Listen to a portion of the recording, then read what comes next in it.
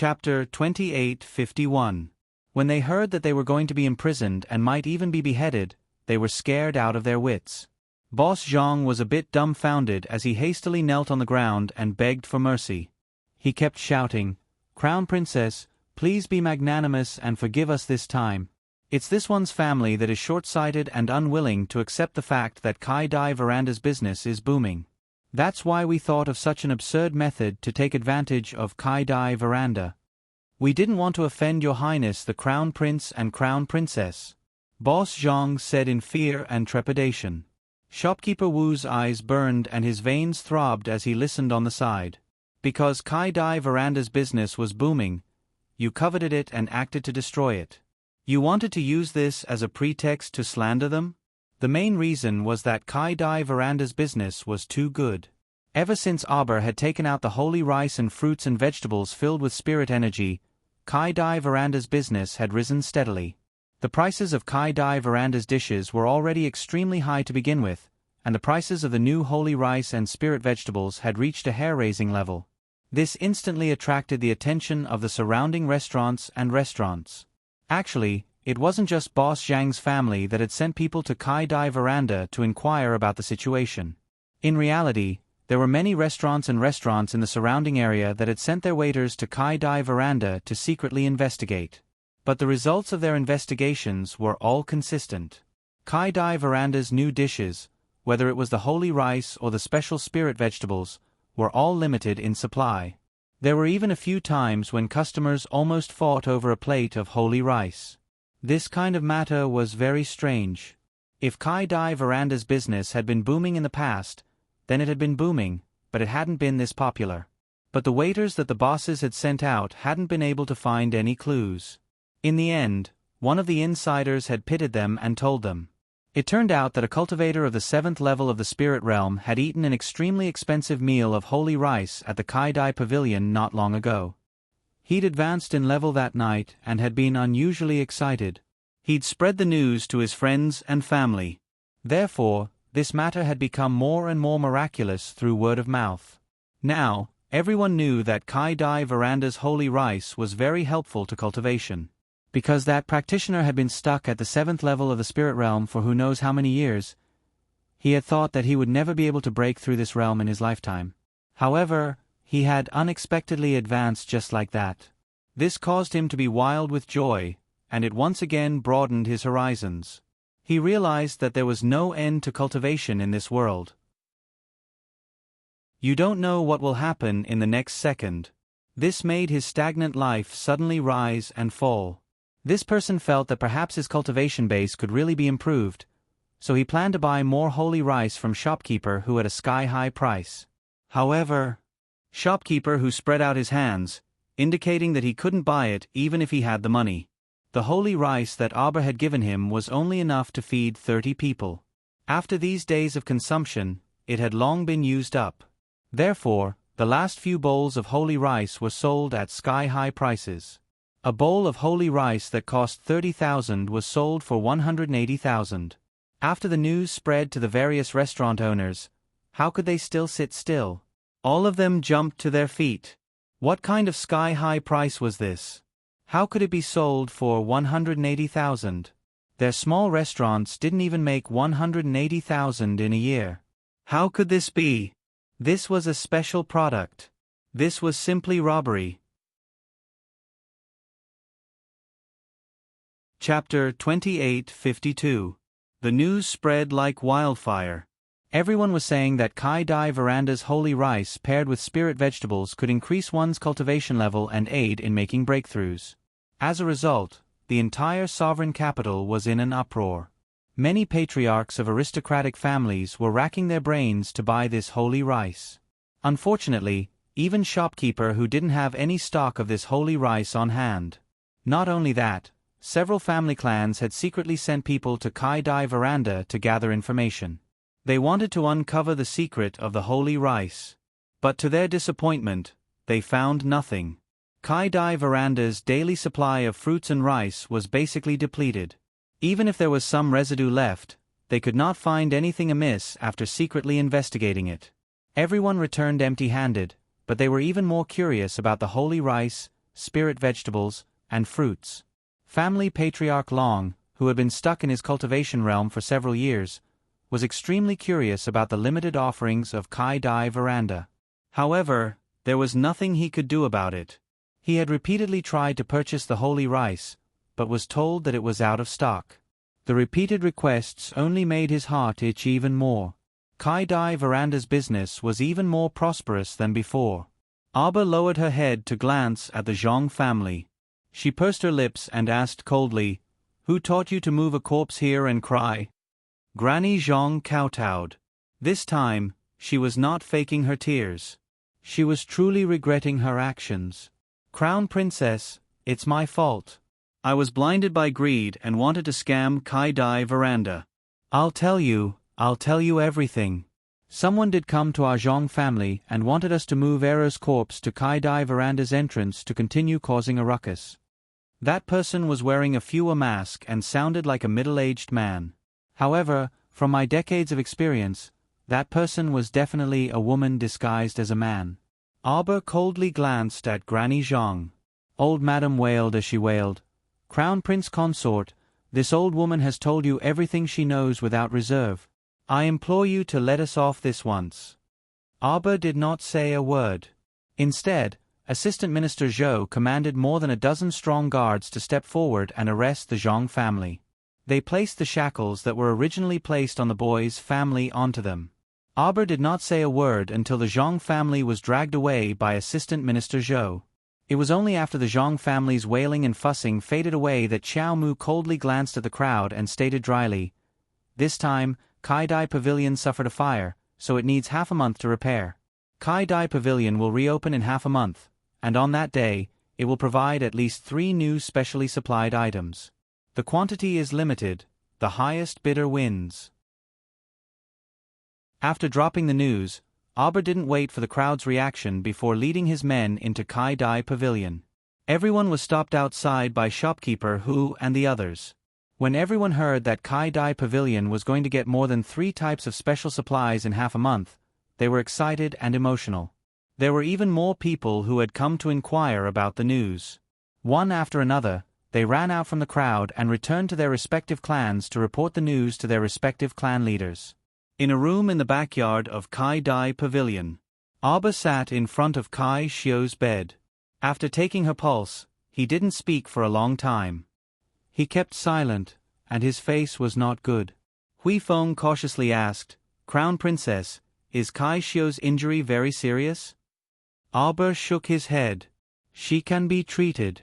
Although Kai Xiu's burns were serious, she guaranteed that she would be able to heal her to her original state. "However, when I'm done, I'll end it." Chapter 2853. Kai Xiu's injuries were all on her face, and the burns were very serious. But since the young crown princess said it could be cured, then it definitely could be cured. Hui Feng had this kind of blind confidence in his young crown princess. Kai Chi, who had been taking care of Kai Xiu, also sighed in relief when she heard this. She quickly got up and knelt down in front of the young crown princess. "Many thanks, crown princess. Many thanks, crown princess." "Get up," Aba expressionlessly said from her seat. Kai Chi got up and nervously twisted the handkerchief in her hand. "Your crown princess, when Kai Xiu received this letter that day, she left the Eastern Palace and came to Kai Dai Veranda. She said that she had something important to inform shopkeeper Hu. When Aba took the letter, she repeatedly touched the paper. She abruptly grabbed Kai Chi's hand and slowly put it down with a frown. She took out a porcelain bottle from her inner world and handed it to Kai Chi. "Who else came into contact with this letter besides you?" Kai Chi's heart sank with a thump. Tea shopkeeper Hu and a worker also read it. Aba rubbed her forehead, feeling a headache coming on. "Call them in." She paused for a moment, then took out a few more bottles of pills from her inner world. "Forget it. Go and give them to everyone in Kai Dai Pavilion. Tell them to take 1 each." Kai Chi's heart thumped wildly, and she asked in a trembling voice, But there's something wrong with this letter?" Aba nodded. "Once the poison enters the body, anyone below the spiritual realm will silently die within 3 days. Everyone in Kai Dai Veranda was an ordinary mystic realm cultivator. Most of them were still normal people, so they naturally couldn't resist this kind of poison. Kai Chi was so frightened that cold sweat broke out on her forehead. Who exactly is it that wants to make life difficult for the entire Kai Dai Veranda? Arbor was silent for a long time before she said indifferently, "They want to make life difficult for me." However, Hui Feng thought of another question. "Crown Princess, can this poison be transmitted through the human body? From yesterday until now, the workers in Kai Dai Veranda should have come into contact with many outsiders." Arbor shook his head. "It's not that magical. The poison is attached to the paper. It has to be touched by the skin to enter the body. After it enters the human body, it travels through the meridians and accumulates in the heart at a very fast speed. Therefore, if it's quick, it'll take 1 day, and if it's slow, it'll take 3 days." "I've lost this round," Arbor said calmly. Until now, she still did not know who was the one who set fire to Kai Dai Pavilion and ordered the Zhang family to take the lead. Her own subordinate, Kai Xiu, had been severely injured by the fire. Although she could be saved, she still had to suffer a lot. The letter was written in Arbor's own handwriting, stating that he had accidentally learned that a mob had gathered to cause trouble at the Kai Dai Pavilion. He told Kai Xiu to immediately go to the Kai Dai Pavilion and discuss countermeasures with the shopkeeper. If something happened to Kai Xiu, she was to take the Eastern Palace token and go to the capital office. It was written really well. No wonder Kai Xiu fell for it. If the mastermind behind the scenes was able to pull this off first, the Kai Dai Pavilion's poor management would cause the mob to attack and cause its reputation to plummet.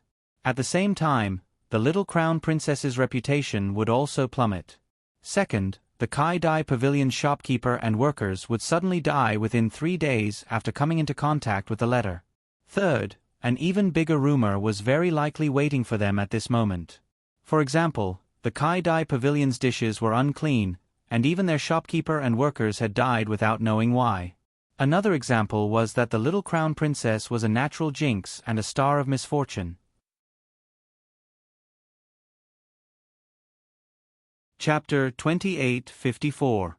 Kai Dai Veranda had always been well managed by the Mu family, but as soon as the little crown princess took it back, it had to face the consequences of poor management and bankruptcy. Perhaps by the time she returned from the academy, the legend of her being the source of disaster would be spreading through the entire capital again. This kind of method really seemed to be the work of her old rival.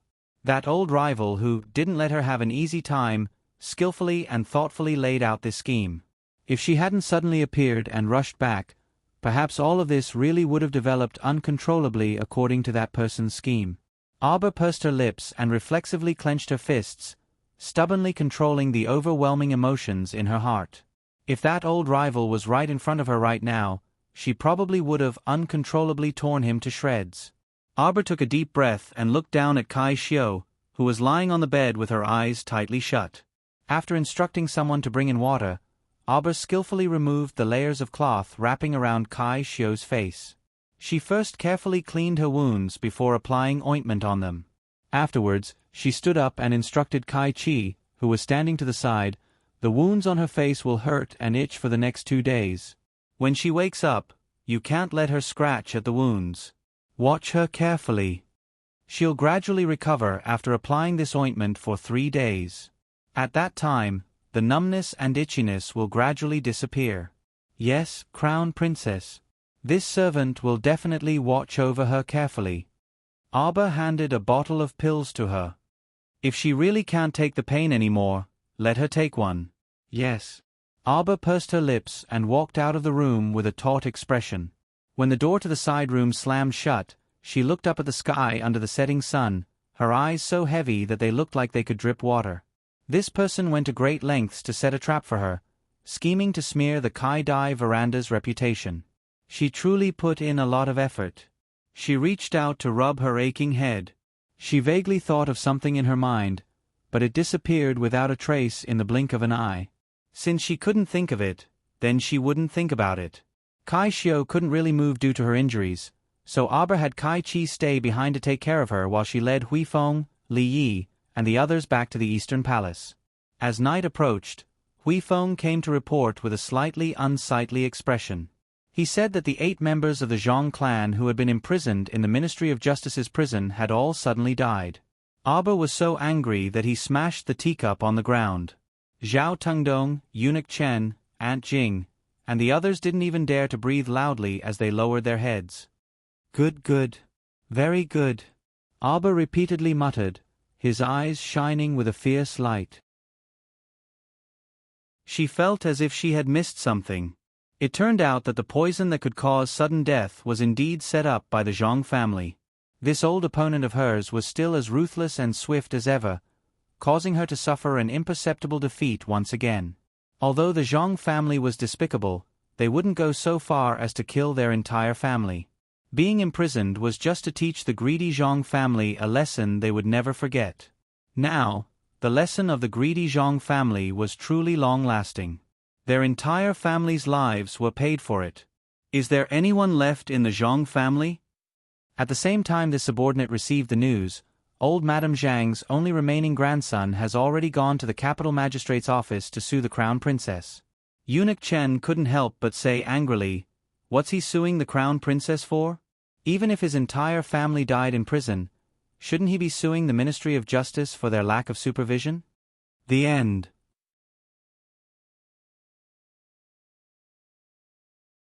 Chapter 28:55. Arba pursed her lips. Although she was very unhappy, she quickly calmed down. Prepare the carriage, we're going to the capital office. Crown Princess, you're in the eye of the storm right now. Do you really want to go to the capital office? Aunt Jing hurriedly stepped forward and bowed. Arba nodded. Let's go. Everyone couldn't persuade her. Taking advantage of the night, they boarded the carriage and accompanied Arba to the capital office. Hearing that the crown princess had arrived, Chao Jieto hurriedly brought Wu Xiaoyin to welcome her. He invited her into the inner hall and offered her tea.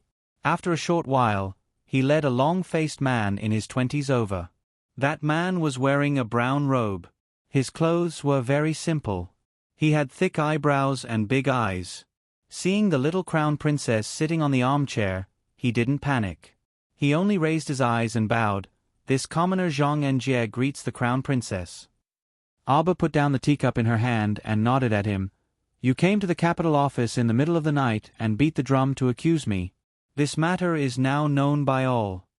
Zhang Enjie lowered his eyes and obediently knelt in front of Arba.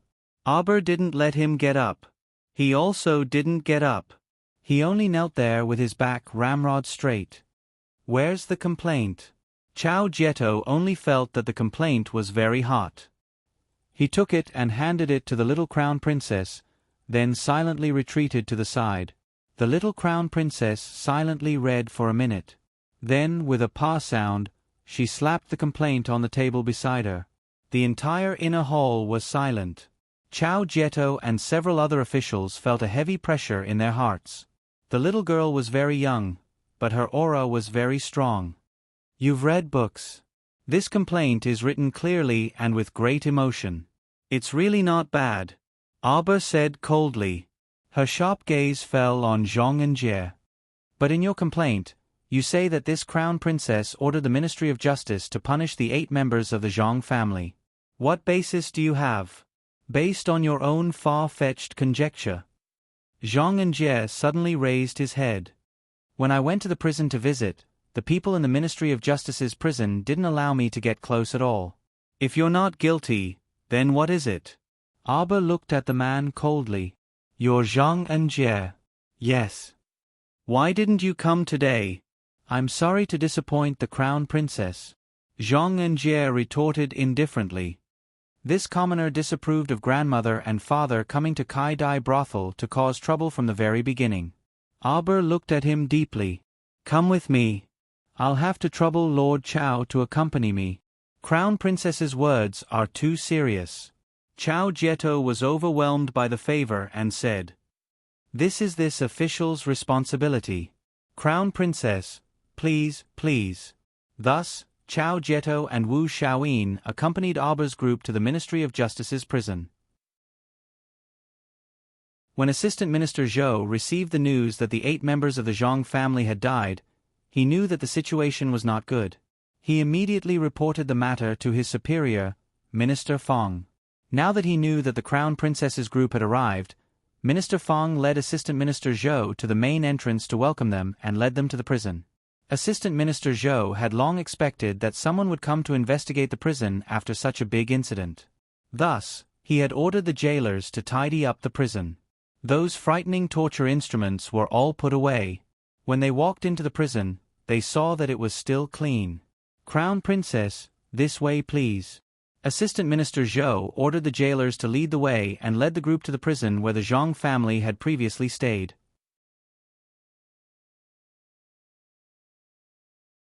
Chapter 28:56. Looking through the thick and round wooden fence, the 8 corpses were still neatly placed there. It looked like they had been tidied up and were still clean. Zhang Anjie's fingers clenched tightly as he subconsciously arched his back. His eyes stared intently at the 8 corpses in the cell. Although his grandmother and father were greedy, they were still his closest family. Now that he had reached this point, he felt very bad. He especially regretted leaving them at noon and climbing the mountain alone to relax. He should have tried his best to stop it. Even if he couldn't stop it, he should have followed and interceded for them. Aber ordered someone to open the cell door and walked inside. The thin Minister Feng hurriedly stopped her. "Crown Princess, it's too dirty inside. Why don't you get someone to carry them outside?" "No need." Aber waved her hand expressionlessly and walked in quickly. Slowly wrapping a cloth around her hands, Aber squatted down and looked at the 8 corpses one by one. Then she stood up. "It's the same poison as Mr. Zhang and Squire Li." "What do you mean?" Zhang Anjie was shocked. He couldn't help but look straight at the little Crown Princess. "You're a smart person. You should know." Aber said indifferently, "Your grandmother and father were ordered by someone to come to Kai Dai Loft to cause trouble. They were exposed and locked up in prison. You can see now that the wounds on their bodies are not fatal." Qiao Mu sneered as she pointed at the rod and whip wounds of varying depths on the 8 members of the Zhang clan. "It's a fatal poison that took their lives." Zhang Anjie's breath stopped slightly. "Crown Princess, what evidence do you have for saying that?" Qiao Mu swiped her hand, and she saw a small, ordinary sparrow hopping in her hand. Her other hand took out a silver needle and pressed it against the little sparrow. She gently pricked its little claw and said expressionlessly, "This silver needle is not poisonous." Zhang Anjie could not help but look embarrassed. He nodded and said, "This commoner naturally believes that the high and mighty Crown Princess would definitely not deceive commoners like us. I'm going to extract some poison from your grandmother's body." Aber ignored him and said coldly. She inserted the silver needle into the old woman's heart.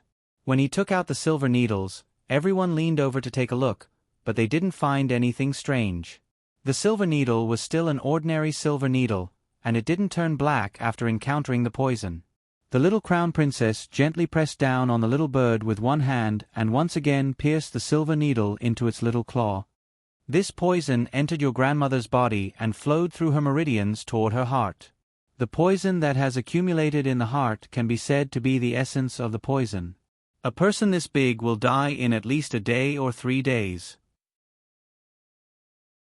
Therefore, this poison essence will take effect in less than 15 minutes in the body of such a small sparrow." She placed the little sparrow on the ground. At first, the little sparrow happily jumped a few times on the ground, but in less than a few minutes, its body tilted to the ground and it let out a weak cry. Its claws struggled a few times before its movements gradually slowed down. Aber quickly stepped forward and picked up the little sparrow and dripped 2 drops of medicine into its mouth. Not long after, the little thing stretched its little wings and slowly recovered.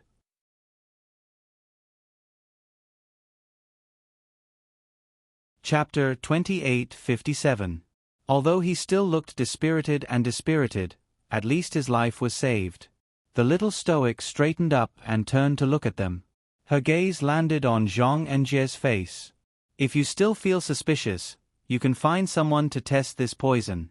Don't say that I lied to you."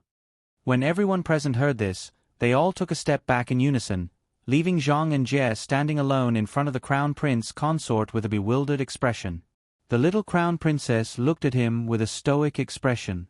She frowned and raised the silver needle that was tainted with poison in her hand. "So it turns out you want to personally experience this poison. That's fine too."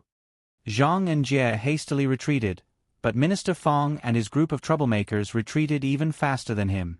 They all retreated out of the prison cell and even closed the door on their way out. They left him alone in the same prison cell as the little crown princess, this extremely dangerous person. Zhang and Jie was a bit stupefied. He turned to look at Minister Fang and his group, who had calm and innocent expressions, through the prison door. "Doesn't your conscience hurt by doing this?" The little crown princess held a needle in her hand and walked toward him step by step. "Don't worry. Although the treatment is a bit troublesome, it will definitely save you." Zhang Anjie's expression changed again and again, and he kept retreating while repeatedly saying, Don't, Crown Princess. This commoner believes you. Please don't insert needles." It wasn't like he was sick and had to, personally, experience the potency of this poison. He had already seen clearly what the little bird had gone through. There was no need for him to experience it himself. The little stoic said expressionlessly with a sour expression, "Weren't you looking at me with a suspicious gaze from start to finish?" No, absolutely not." Zhang and Jie hastily waved his hand. As the wife of the heir apparent of the divine province, the crown princess naturally wouldn't deceive a commoner like me. When the little crown princess withdrew the poison needle in her hand, Zhang Anjie's eyelid twitched. That needle." She kept the poison needle in her hand. If she was careless and pricked herself, wouldn't she be in big trouble? This action seemed to be very dangerous. The little stoic glanced at him indifferently. "It can't hurt me. You, on the other hand." She looked at him and asked indifferently, "Do you want to know who the mastermind behind the death of your family is?" "Yes." Zhang and Jie nodded heavily. "Then you can stay and help out at Kai Dai Pavilion." Aber glanced at him. "Until we catch the mastermind and find out who killed the 8 members of your Zhang family." Zhang and Jie couldn't help being stunned. Crown Prince Consort, this is... They wanted to hire him to work for Kai Dai Pavilion? "That's exactly what you think." The little stoic coldly swept him a glance. "Your handwriting isn't bad. In the future, stay at Kai Dai restaurant and help write recipes." When the people outside the cell heard this, they couldn't help but stagger and almost fall to the ground. Their dear crown princess. How could this little person be so comical? "You came to accuse me without evidence and caused a bit of damage to my reputation, so I'll deduct half a year's worth of your salary." Zhang and Jie, what happened? Why was his salary deducted for half a year before he even started work for no reason? "After half a year, I'll give you a salary of 1,000 spirit coins per month. You'll get more money if you do well, and scram if you don't."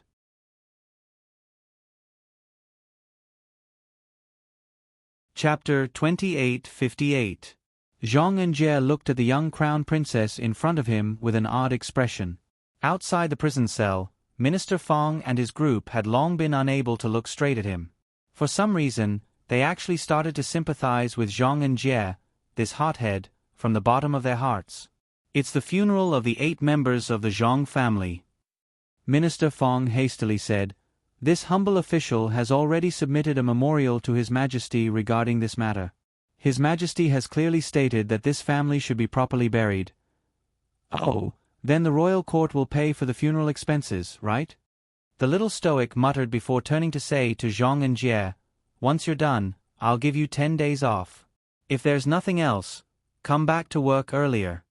The 10 days of leave I gave Zhang and Jie are equivalent to 500 spirit coins a day. The royal court will compensate me with this money. Everyone collapsed to the ground in shock. "Aren't you stingy? Not only did you make Zhang and Jie work for free for half a year, you even gave him 10 days off and wanted the royal court to compensate you. Speaking of which, you only gave Zhang and Jie a monthly stipend of 1,000, but when you asked the royal court for compensation, it became 500 a day. Where exactly did this weirdo come from? How did the emperor end up with a daughter-in-law like you?" Is there a problem? When the little stoic saw Minister Fong and the others twitching their eyebrows and eyes, she couldn't help but ask. Minister Fong rolled his eyes, and Assistant Minister Zhou hastily walked up behind him and secretly poked him in the waist. Minister Fong adjusted his expression and coughed lightly, saying, "Crown Princess, there's no problem. This humble official will draft a memorial to this matter and present it to His Majesty." The young Crown Princess nodded calmly in the midst of chaos. He got off easy. Who got off easy? Everyone speechlessly asked the heavens. You think that the Emperor got off easy, right? You only asked for 5,000 in compensation because you think it's too little, right? Minister Fong and the others followed the young Crown Princess out of the prison in a daze, pondering a very strange question the entire time. Why didn't one of the Crown Princess workers come to work and insist on asking the Emperor for compensation? Meanwhile, Zhang Enjie was also pondering a serious question. Why was he in such a rush to work for the little Crown Princess? And why was his allowance for half a year deducted for no reason? Why did it feel like the little Crown Princess didn't lose anything after this matter was settled? She even gained a cheap helper. That night, Minister Fong wrote the memorial and presented it to His Majesty the next day. The memorial was written with great emotion, praising the Crown Princess from head to toe, saying that she was smart and talented, that she could solve cases like a god, and that she was able to determine the cause of death of 8 people with a single silver needle. The censorate Darren followed Minister Fong and Assistant Minister Zhou's group in praising the young Crown Prince consort. The great Emperor couldn't help but laugh. Yesterday, when he received the news that Zhang Jiazi had gone to the capital office to sue the Crown Princess, he had been secretly happy for a while. He thought that he would most likely receive many impeachment memorials from the courtiers today. Finally, he had an excuse to bring his youngest daughter-in-law in front of him and give her a good scolding. He wanted to vent the anger and frustration that he had suffered since meeting the young Crown Princess. He didn't expect that during the court session today, these old fellows acted as if nothing had happened. Not a single one of them mentioned the Crown Princess, not to mention the impeachment memorials. There was no such thing at all. Right now, Minister Fong's memorial was actually singing the praises of the young Crown Prince consort. This group of cunning fellows must think that the young Crown Princess was a tough nut to crack, so they didn't dare to do anything. A group of bastards who changed their rudder according to the wind. Wait.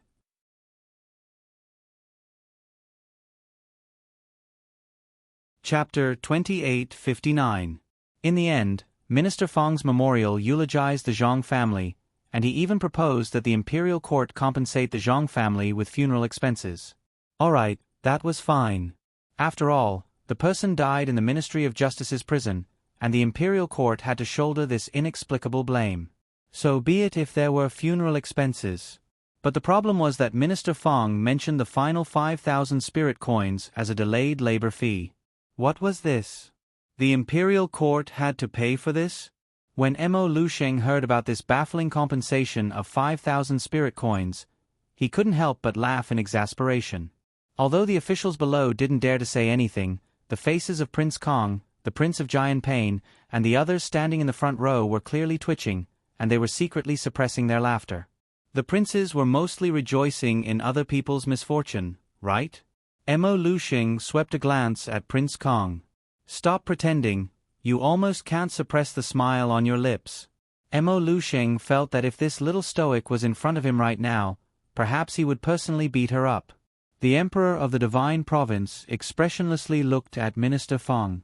Fong Hongyong's heart was like a small boat floating in a small river, sinking and sinking, about to sink to the bottom of the water. Then he heard the Emperor icily mutter, "Approved." Fong Hongliang hurriedly breathed a sigh of relief. The Emperor's handsome face was cold as he said word by word, "Have the Crown Prince consort scram back to the Royal Academy before noon. Don't be so dispirited and lazy after only 2 days of classes." Everyone silently hung their heads, and their mouths twitched one after another. How sullen was our Emperor in his heart that he didn't even want to see the little Crown Princess's face. He only wanted her to scram far, far away, and it was best if she didn't return for the time being. After everyone retreated from the royal court, they couldn't help but wipe away their sweat. The emperor always suffered a setback in front of the young couple. If this continued, who knew if he would get sick from holding it in? Achoo! Far away in the Royal Academy, Emolienne looked up at the bit of dawn that peeked out from the east and pursed her lips with a sigh. Why wasn't his wifey back yet? Good morning, Crown Prince. Little Fatty was sweating all the way as he ran over from the backyard. He flashed 2 rows of white teeth at Prince Morning. Emolienne nodded and looked at the little fatty and asked, When did you come back last night? The little fatty's hand that was wiping his sweat froze slightly. He turned his head mechanically and looked at the Crown Prince guiltily. Ah! What is it? The Crown Prince snorted. Why do you think that fellow doesn't even have a single guard by his side? Little Fatty's mouth twitched, and his expression was one of sudden realization. He hurried to the Crown Prince's side and asked in a low voice, Your Highness, you did it? Do I look like such a boring person? Emolienne haughtily glanced at him before turning around to walk outside. Today, the instructor from the weapon refining hall wanted them to head over early. After yesterday's lecture on theory, they would probably have to personally make a storage cabinet today. The Wind Thunder City was so big that storage cabinets were indispensable. The storage cabinets in the entire Wind Thunder City were basically made by the students of the Royal Academy's refining hall. Although storage cabinets were useful, they were difficult to make and the process was extremely long. Therefore, it was really the most difficult practical course to pass in the refining hall. Because the storage space of each storage cabinet was different from the amount of magnetite required to be consumed, every storage item that required more than 10 magnetite was a defective product. After all, the storage cabinet could only be fixed in one place, and it wasn't very convenient to store items.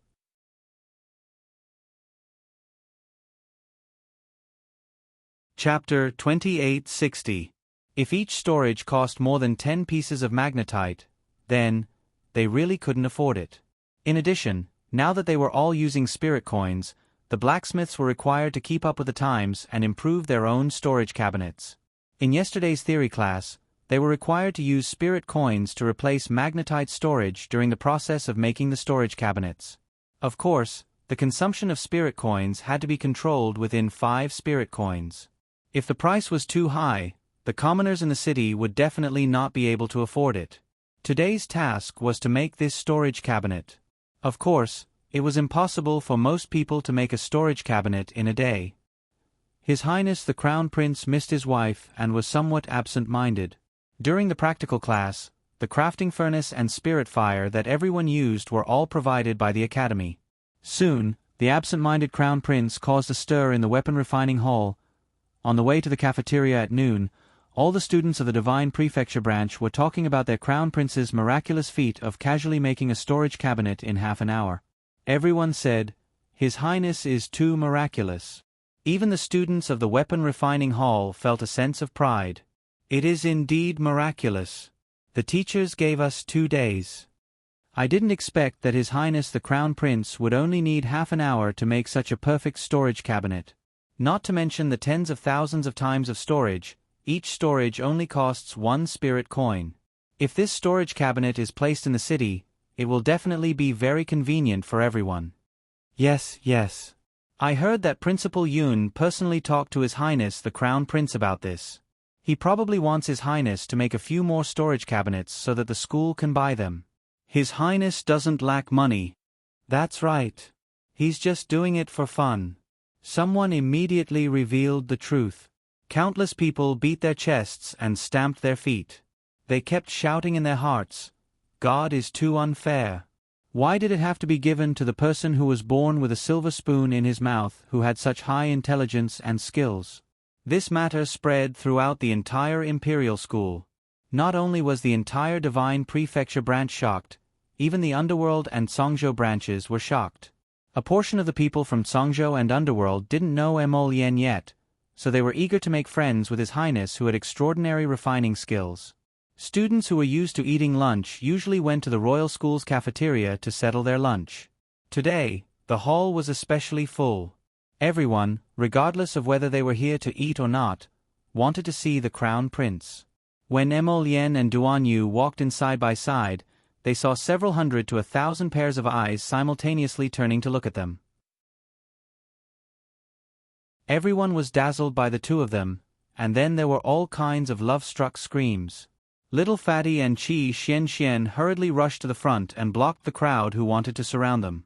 They used their hands to block them. "What are you doing? What are you guys doing? Step back and don't come any closer.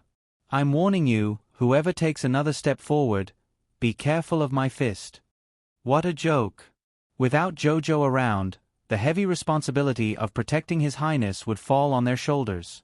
They absolutely could not allow any female creature to take advantage of Jojo's absence to approach His Highness.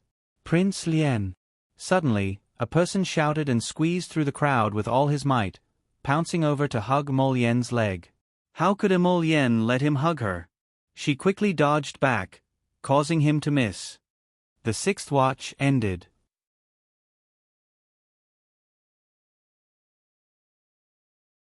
Chapter 2861. Everyone's mouths involuntarily twitched when they took a closer look. Not only did the lunging student have an unshaven beard, but his greasy hair also drooped on his head. From his appearance, he looked like a large dog that had wandered outside for many years. Duan Yu took a step back and glanced at Prince Mo with a spurious smile. He teased, "Oh, Your Highness Lotus, could this be one of your family's lost brothers?" The Mo family produced talented people. No matter how unsightly someone like Mo Kuan was, he didn't seem to have such a terrible appearance as this fellow in front of them. "Your Highness, my name is Xing Tianyang. I would like to enter Your Highness' tutelage. Please accept me as your disciple." This fellow dropped to his knees with a plop, looking like he had suffered a great grievance. His words made people spit out laughter. "You want to get close to us with this appearance of yours?" The little fatty abruptly stopped midway through his tirade.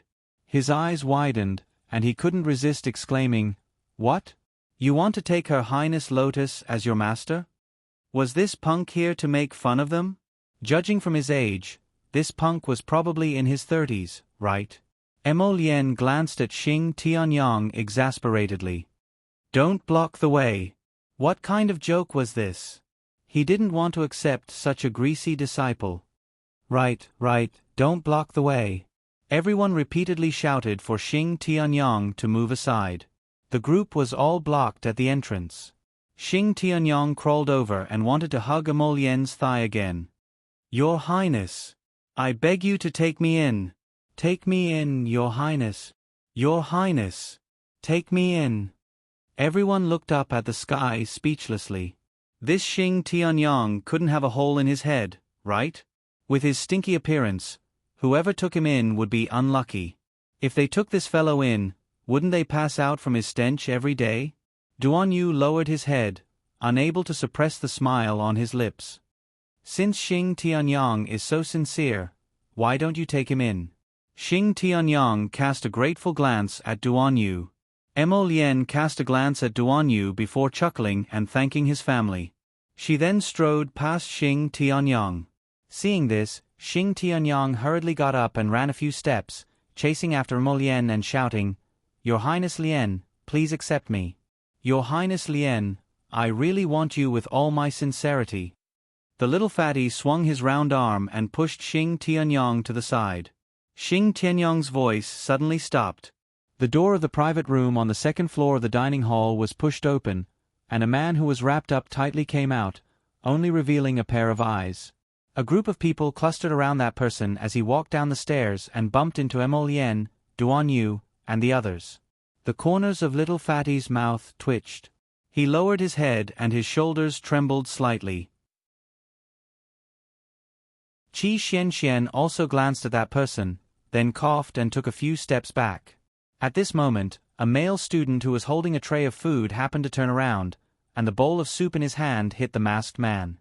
The soup spilled out and spilled onto the tightly wrapped man's chest, wetting a small patch. "Hey!" Someone beside the man immediately shouted, "How can you walk like that?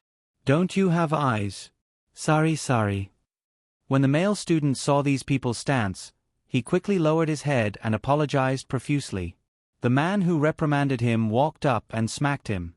With a clang, the The bowl of soup in the male student's hand fell to the ground, creating quite a commotion and attracting many people's attention.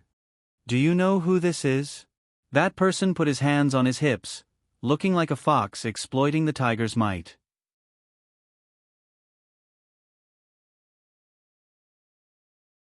Chapter 2862.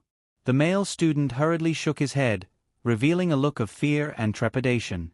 He was just an ordinary student of the Red River tribe, and didn't belong to any of the 3 branches. His tribe was weak, and no one dared to provoke people from the 3 branches.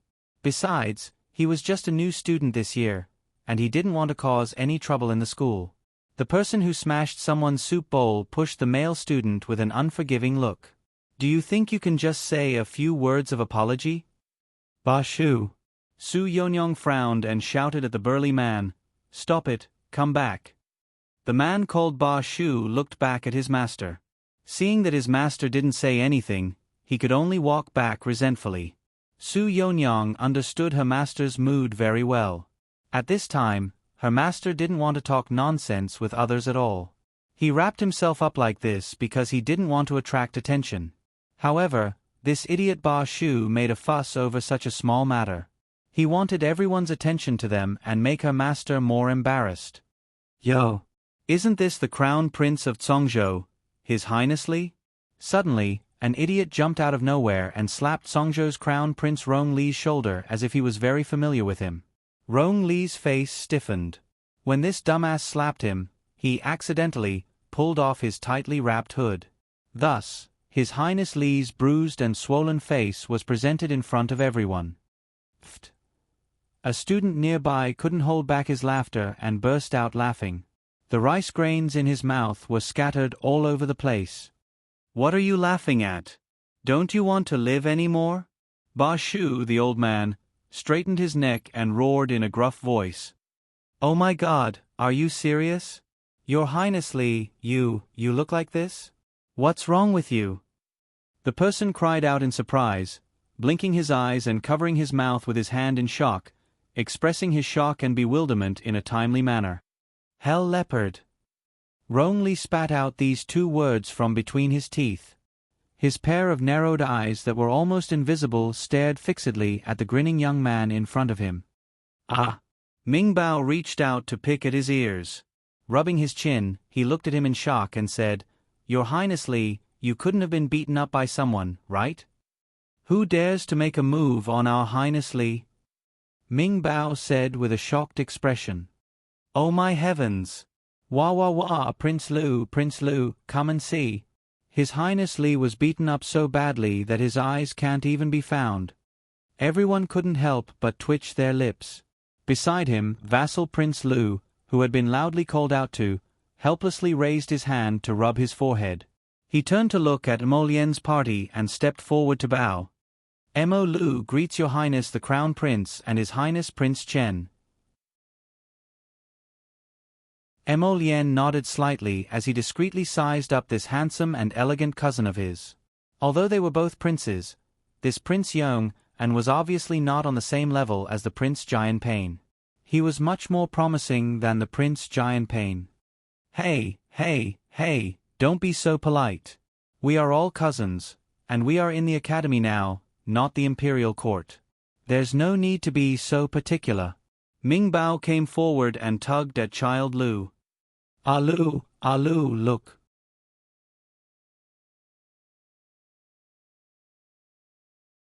Chapter 2863.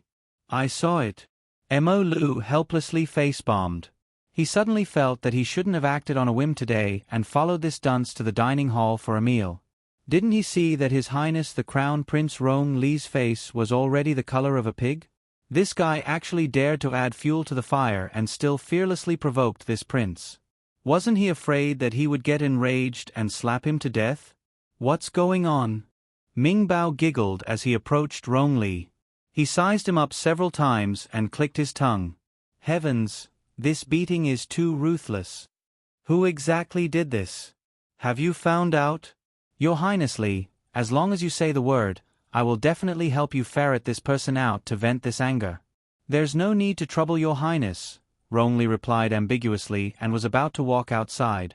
Unexpectedly, the moment he moved, he saw Duan Yu's handsome face diagonally opposite him with a spurious smile. He was instantly enraged. The more he looked at this punk's enigmatic face, the more he felt that he was the main culprit who put a gunny sack over him in the middle of the night. Speaking of this matter, Rongli was truly so angry that he wanted to kick the bucket. He really didn't expect that he would be put in a gunny sack in the dark while taking a stroll outside his own courtyard and taking a look at the academy's night scenery. At that time, he felt uncomfortable all over, as if he was drugged and couldn't use any spiritual energy at all. What was worse was that he had already used a blood stasis dispelling pill on his face earlier, but it was clearly ineffective and couldn't dispel the blood stasis at all. It wasn't like he was so bored that he was willing to wander around the dining hall with this ugly face that had been beaten black and blue. He had made an appointment with 2 seniors from the pill hall to come here to get a blood stasis dispelling pill. Unexpectedly, this blood stasis dispelling pill was completely useless, and he just so happened to run into Ming Bao, this lawless person, so it was even more tragic. At this moment, everyone in the cafeteria was whispering to each other behind their backs.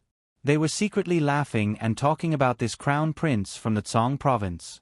He was mocking him, the crown prince, for being beaten up so badly.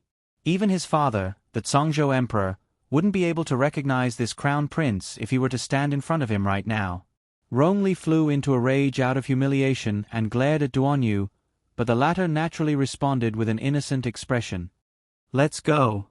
Rongli flicked his sleeves and started walking, but before he could take 2 steps, he was stopped by Deep Leopard.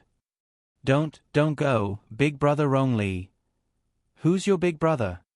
Rongli angrily threw away his hand and snorted coldly. At this moment, he just needed a hole to burrow into.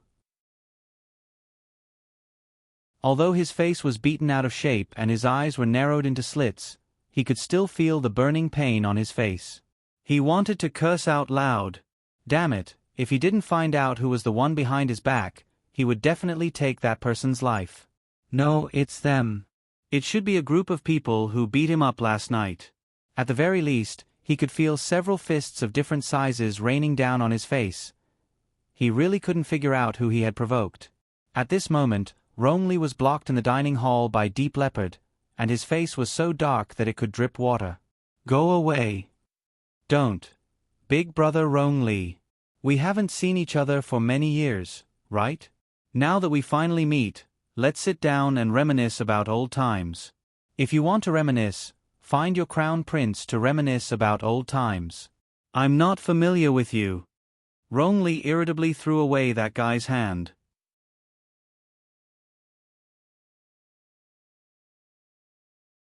Chapter 2864. Ming Bao pursed his lips and said unwillingly, "I don't like talking to that guy." When he thought of Ming Yassi's face, Ming Bao felt like he couldn't eat anymore. Rongli really wanted to yell, "Scram!" at him. But fortunately, the good upbringing in his bones allowed him to forcibly restrain this vulgar word. His Highness Rongli was about to suffer internal injuries from the stifling. Wow, His Highness Yassi, it's His Highness Yassi.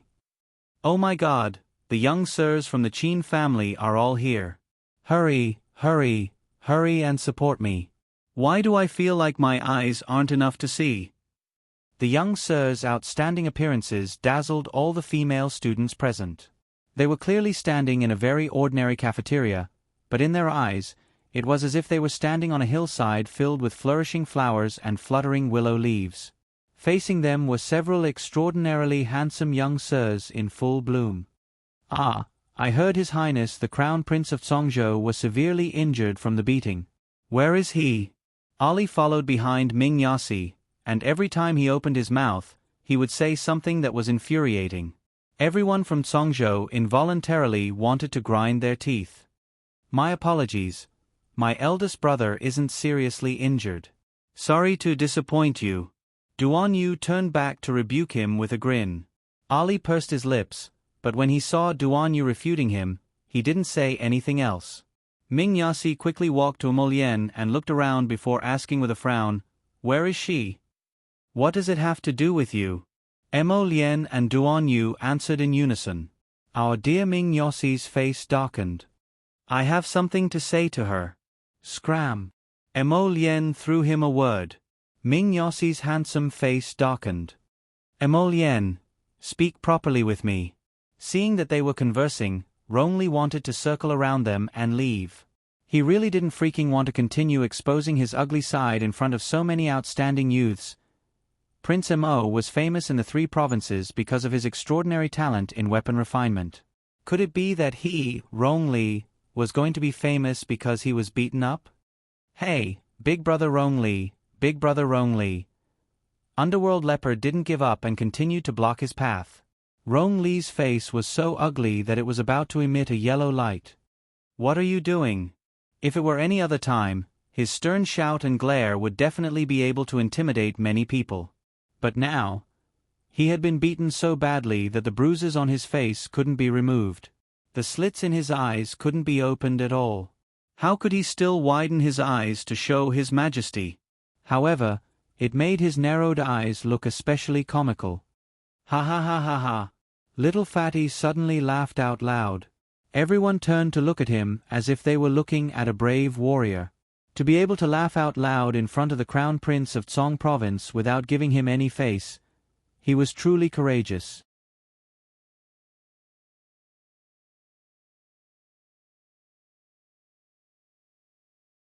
Chapter 2865. Ming Bao still wanted to go up and pull him back, but Ba Shu and the others rudely blocked him. Your Highness, please conduct yourself with dignity. Conduct himself with what dignity? He really was a guy who couldn't take a joke. He flew into a rage out of humiliation and stormed off in a huff.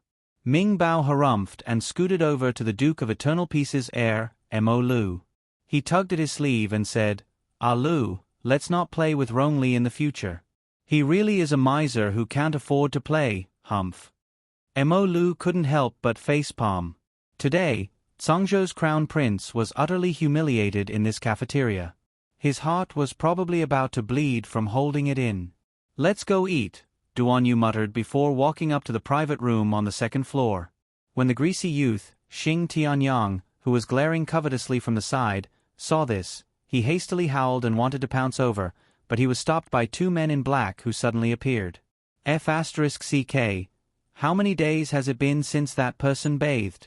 His body is about to grow fur and stink to death. Little Fatty pinched his nose and followed Duan Yu and the others upstairs. The group sat down in the private room and ordered more than a dozen dishes. They chatted as they ate. What's up with his face? Mo Lien couldn't help but twitch her mouth when she recalled Rong Li's wretched appearance. Last night, he discovered Little Fatty and the others sneaking out, so he followed them and took care of several hidden sentries that Rong Li had placed in the shadows. Hence, Prince Mo played a significant role in why Little Fatty, Qi Xianxian, and the others were able to beat up Rong Li so easily. Duan Yu picked up his teacup and took a sip. Thank you, everyone, for standing up for me. Qi Xianxian waved her hand as she ate. Jojo said he was going to beat him up. Then the wound on his face hasn't healed even now because... Duan Yu said exasperatedly, Jojo even left behind medicine? Lu Yu quickly shook his head. Jojo didn't leave it behind on purpose. It's just that we have many different kinds of medicinal powders on us. Every time Jojo made a variety of strange powders, he would make a lot of them at once. They were in a favorable position, so when they saw something useful, they would take a portion for themselves. This time, while beating Rong Li violently, he had drugged him with a special powder that would aggravate his injuries and prevent his bruises from dispersing. As for why Rong Li felt that he couldn't use his spiritual energy, it wasn't because Little Fatty and the others had such a powerful powder. This was all thanks to Prince Mo, who had secretly sealed Rong Li's spiritual energy. Otherwise, if Rong Li had made a ruckus, how could the Little Fatty and the others have been beaten up so smoothly and quietly? Prince Mo, who was adding fuel to the fire, felt that whatever his wife wanted to do was also his business, so he had to help without holding back. At the same time, he also wanted to let his wife's group of friends have a good time. Duan Yu laughed heartily. I've been back in Songzhou for so long, but this is the first time I've seen Rong Li's face contort from anger, ha ha. Now that I think about it, it's hilarious. How long can the wound on his face last? It has to last until Jojo returns. Qi Xianxian picked up some food with her chopsticks and stuffed it into her mouth as she mumbled, "We've toiled for half the night, so we definitely have to let Jojo see the results of our battle." Duan Yu and Emolien were both speechless. It turned out that the main reason they used this special powder was because Jojo wasn't at the academy right now, so they had to wait for Jojo to inspect the results when he returned. "Take out all the weapons on you," Emolien said indifferently.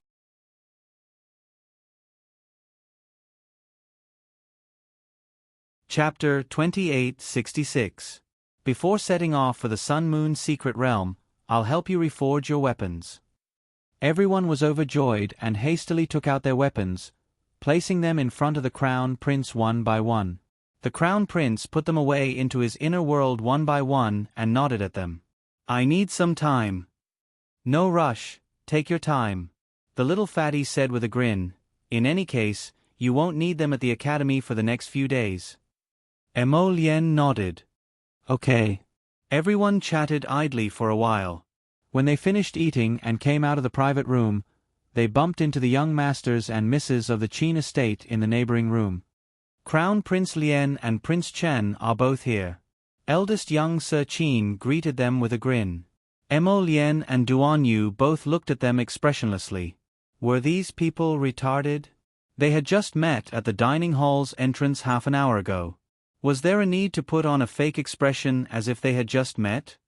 Did the little stoic really return to the sovereign capital? Eldest young Sir Qin asked nonchalantly as he blinked. "What does it have to do with you?" Duan Yu and Emolien actually said the same thing at the same time.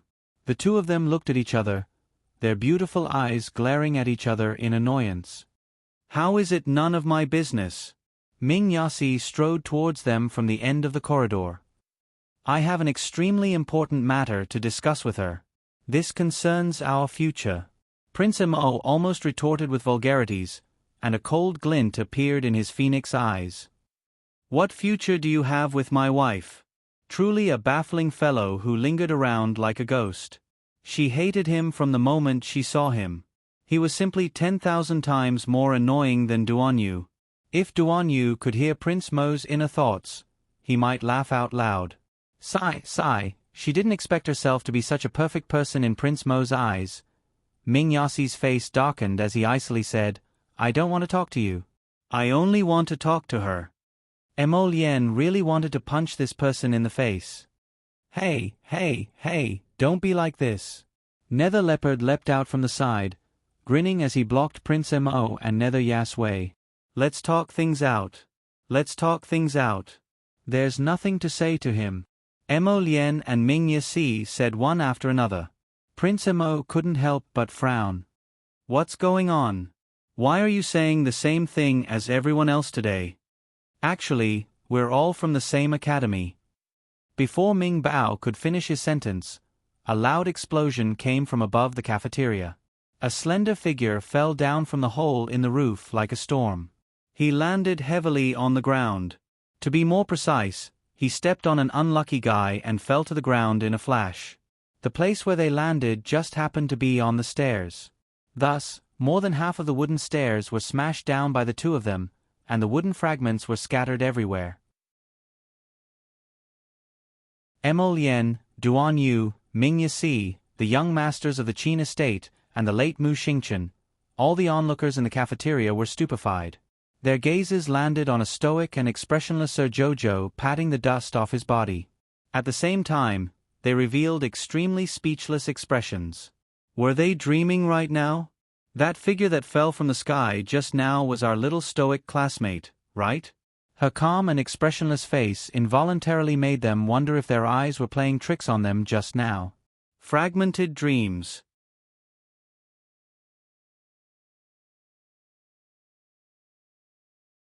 Chapter 2867. Due to the destruction of the stairs, Emolien, Duan Yu, and Ming Yasi, who were currently standing in the second-floor corridor, could only use the jumping method to descend the stairs. Sir Jojo was truly the center of attention right now. The little fellow stood at the bottom of the dining hall's wooden staircase. As she surveyed her surroundings, everyone's gazes uniformly landed on her. Our dear Jojo was expressionless as she calmly turned around. However, Emolienne seemed to have noticed something. Her expression shifted, and she abruptly jumped down from the railing. Duan Yu, the little fatty, Qi Xian, and the rest also jumped down after her. Jojo. Emolienne arrived beside Arbor in a flash. Just as she reached out to hold her waist, the little fellow's complexion paled, and she abruptly spat out a mouthful of blood. Jojo! Qi Xian and the rest reflexively exclaimed. Jojo was fine a moment ago, but she turned around and spat out blood in the next second? What's going on? Everyone's faces were filled with shock. And nothing. A severe glint flashed through Arbor's eyes. The person who hurt me is already dead. Her words implied that she had already taken revenge with her own hands. Everyone didn't understand the reason. Although they really wanted to ask what was going on, their hearts instantly tightened when they saw how she drowsily leaned into Emolienne's arms after saying that. They quickly asked at once, "Is Jojo injured? Quickly carry her back to Donglin Garden." "I'm fine. I am just a little tired. I'll be fine after resting for a while." Arbor drowsily fell asleep. "Master!" The sapling Chochio's call in her conscience gradually faded into the distance like a hazy shadow. Alarmed, Emolienne quickly carried the little lady and turned ahead for Donglin Garden. "Go, inform Mentor Zhang of the Pill Hall to come over and take a look." Qi Xian and the little fatty quickly rushed out of the dining hall to find Mentor Zhang for treatment. "Please wait, I can take a look at the Crown Princess first." Emolienne had just arrived at the entrance of the cafeteria with Arbor in her arms when she heard the sound. She immediately turned around and looked into Dou Fenghua's dark eyes. Seeing the sincerity in his eyes, Emolienne thought for less than a second and nodded at him.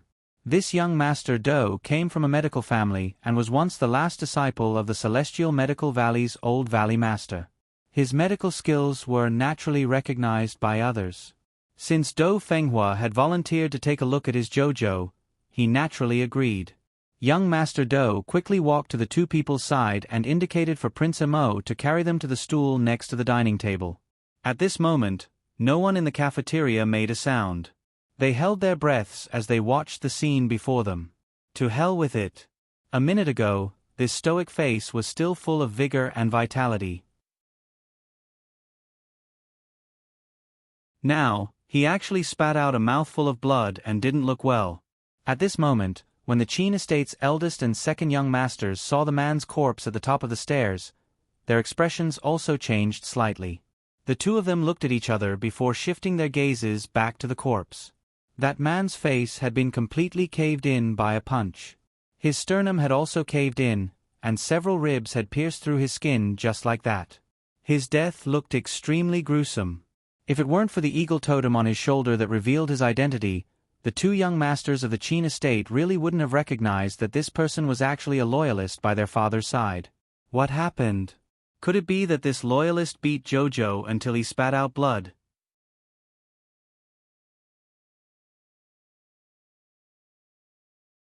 Chapter 2868. It's truly strange that the Crown Princess doesn't have any traces of external injuries on her body, Dou Fenghua muttered to herself. Emolienne's heart thumped, and he imperceptibly pulled Jojo's wrist back and lifted her up again. He nodded at Dou Fenghua and asked, "Are there any internal injuries?" "There are some internal injuries, but the Crown Princess should have taken some self-made medicine, so her current condition is still considered good." "That's good." Emolienne's expression relaxed slightly. He was so anxious earlier that he lost his composure and forgot how terrifying Jojo's super recovery ability was. This point naturally couldn't be revealed to outsiders, so Emolienne said to Dou Fenghua, "Many thanks. Your Highness is too courteous. I wasn't of much help." Dou Fenghua cupped her hands and took a step back. Although the Crown Princess has taken some good pills, her body is still rather weak now. It would be better for your Highness the Crown Prince to send her back to recuperate as soon as possible. Emolienne nodded. As he dashed out the door, he transmitted to Duan Yu, "Those two from the Qin family have strange expressions. Stay here." Duan Yu, who had already run to the door, suddenly paused. He frowned when he glanced at those two fellows from the Qin estate who were trying their best to maintain their composure. Emolien, this guy, was so observant that he was practically as meticulous as dust. During the chaos just now, Duan Yu thought that he was completely focused on Jojo, but he didn't expect this guy to be able to detect even the slightest of everyone's expressions. This kind of insight simply made one's hair stand on end. Duan Yu leisurely sat down at the dining table and smiled at eldest young Sir Qin across from him. Eldest young Sir Qin, second young Sir Qin, from your expressions, it seems like you too recognize this corpse on the ground. Can you tell us who this corpse is? A tossed stone raised 1,000 ripples, and everyone simultaneously turned to look at the young sirs from the Qin estate. Fifth young Sir Qin was baffled, and he also turned to look at his eldest and second brother. He sneered, "Your Highness Oak, don't speak without thinking, all right? This person's face has already been beaten so badly that it's unrecognizable. Who can recognize him?" "Really?" Duan Yu gestured with his eyes, and a black-clothed youth immediately ran out from the back of the crowd. He nimbly squatted down next to the corpse and started rummaging through it. "What are you doing?" Eldest Qin's eyelids twitched. Soon, that youth in black dragged the corpse in front of Duan Yu and pointed at the totem mark on the corpse's shoulder. "Your Highness, this should be the mark of a certain clan's loyalist." Duan Yu had already guessed it. Since they were loyalists, they naturally wouldn't carry any items with clan characteristics. Duan Yu looked at the silent Omega Kotoku young master with a sarcastic smile and asked, "Second young master, this couldn't be one of your loyalists, right?" "What nonsense are you babbling about?" Qin Xin abruptly looked up and coldly glanced at Duan Yu. Duan Yu glanced at him wordlessly with a smile. "This should be a loyalist dispatched by your Qin clan, right?" "Why?" The Omega Kotoku was silent. He also wanted to know why, but he had a vague premonition in his heart. This matter should be related to his previous injury, which was caused by Jojo shooting one of his doppelgangers on Seekong Planet to death. At that time, Father flew into a rage and wanted to charge down Seekong Planet to kill the little lady for him. Her father must have recognized her at the palace banquet. That's why he... What right do you have to say that this is our Qin clan's loyalist? Qin Zhou grumbled indignantly.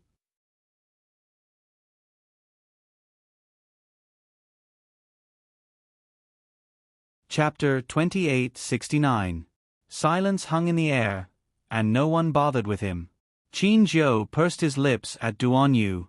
"Duan Yu, you can't wrong our Qin family. Some of you know very well whether you're wronged or not." Duan Yu said dryly, "Take this corpse away. Quickly look." At this time, a student suddenly shrieked as he pointed at the corpse lying stiffly on the ground. Duan Yu reflexively turned around to look and saw that the suicide soldier's corpse on the ground was slowly rotting from the inside out, as if it was rotting on its own. Within a short few minutes, a shallow brown substance appeared on the ground, as if some water had been mixed into the mud. It made one's hair stand on end just by looking at it. Such a big person actually turned into a puddle of mincemeat in an instant. The students who were eating looked at their plates and silently put down their chopsticks. It truly made them vomit their dinner from last night. Duan Yu clapped and laughed, nodding as he praised, "Good skills, good methods. The Qin estate is worthy of being a century-old patrician family of elixirs. Admirable, admirable." Qin Xin's expression was naturally extremely unsightly, and he turned to leave the dining hall with a flick of his sleeve. "I will investigate this matter thoroughly and will definitely give you all a complete explanation." The eldest young Sir sighed and hastily left with him. On the other side, Prince Mo, who had just returned to Donglin Park, welcomed the Pill Hall's instructor Zhang and another instructor. "Instructor, quickly take a look at our Jojo. She vomited blood just now," Qi Xianxian hastily said, her brows completely knitted together. Instructor Zhang quickly went up to check the student's pulse and then said something similar to Dou Fenghua's. He only said that the little stoic was fine. Her body was full of vitality, and the circulation of spirit energy in her meridians was also very normal. Prince Mo's expression was unperturbed, and he quickly sent a look to the dazed Lu Yu on the side. The latter went up to salute the instructors and exchanged pleasantries along the way before asking the two instructors to leave. Prince Amo breathed a sigh of relief and said to the extremely anxious Qi Xianxian, "Jojo is fine. Jojo's recovery ability is extremely strong. I was flustered earlier and forgot about this matter. Don't tell anyone else." "All right." Qi Xianxian and the others quickly nodded in agreement. "Little ball." Prince Mo's handsome face darkened as he called out. The little tray ant trembled as it crawled out from behind Arbor's shoulder. Its small eyes, which were as bright as black beans, timidly glanced at the crown prince. "What's going on?" Prince Mo's cold gaze fell on the little tray ant, causing it to tremble and shake the 2 leaves on its head. Master, we were attacked." Emolienne raised her eyebrows. "It's a long story." The little trent's 2 branches touched each other subconsciously. "Then speak slowly." The little tray ant stole a glance at Prince Mo's cold expression and stuttered as it spoke. Actually, before noon today, everything was going very smoothly. The little stoic's master expressionlessly accepted the 5,000 spirit coins that the emperor sent as compensation for the employee's leave. Then, she had someone summon the family that had been thrown into jail for no reason and became a mob for a few days. That family's surname was He. They couldn't grow anything in their hometown, so they went to the capital with difficulty to make a living. There were several other families that were in the same situation as them. Their family conditions were especially difficult, and recently, they could only beg to survive.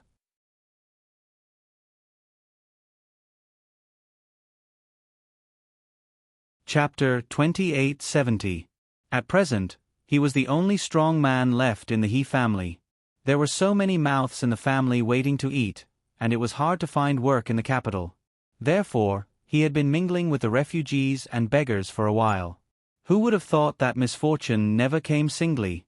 He was arrested and thrown into jail as a mob, and spent several days in jail for no reason. The 7 or 8-year-old boy from old He's family hid behind his grandmother. His round eyes were filled with childlike innocence as he stared at Arbor. Arbor sized up the strong man and asked, "How many refugees like you are there in the campsite?" For the peace of the entire sovereign capital, the capital magistrate had set up several campsites in Huanlang district in the western part of the city to separate the refugees that came from the north and south. Life had not reached the point of no return, especially in a place like the Divine Land. It was still considered stable and there were no zombie outbreaks for the time being. Therefore, even if the refugees were staying in the refugee campsite, they could still eat the hot porridge and rice distributed by the imperial court every few days. "Yes, there are many people." The strong man from the He clan hurriedly said, "There are many people who came from our hometown. There are about 40 to 50 of them." Arbor nodded. "I have a job here. I wonder if you are willing to do it." The strong man from the He clan was slightly excited as he quickly said, "Crown Princess, please speak." Although he was only an ordinary person, he was full of strength. He believed that as long as he could find a job, he would definitely be able to provide for his family. "I want to hire you to mine Chess Mountain's Spirit Stone Mine." Mining was a strenuous job. As long as they were trained for a day or two and grasped a certain technique, they would be able to mine. "I will pay you 50 spirit coins a day. Are you willing to do it?" The man was overjoyed at the unexpected good news. 50 spirit coins a day was basically enough to feed 2 to 3 people.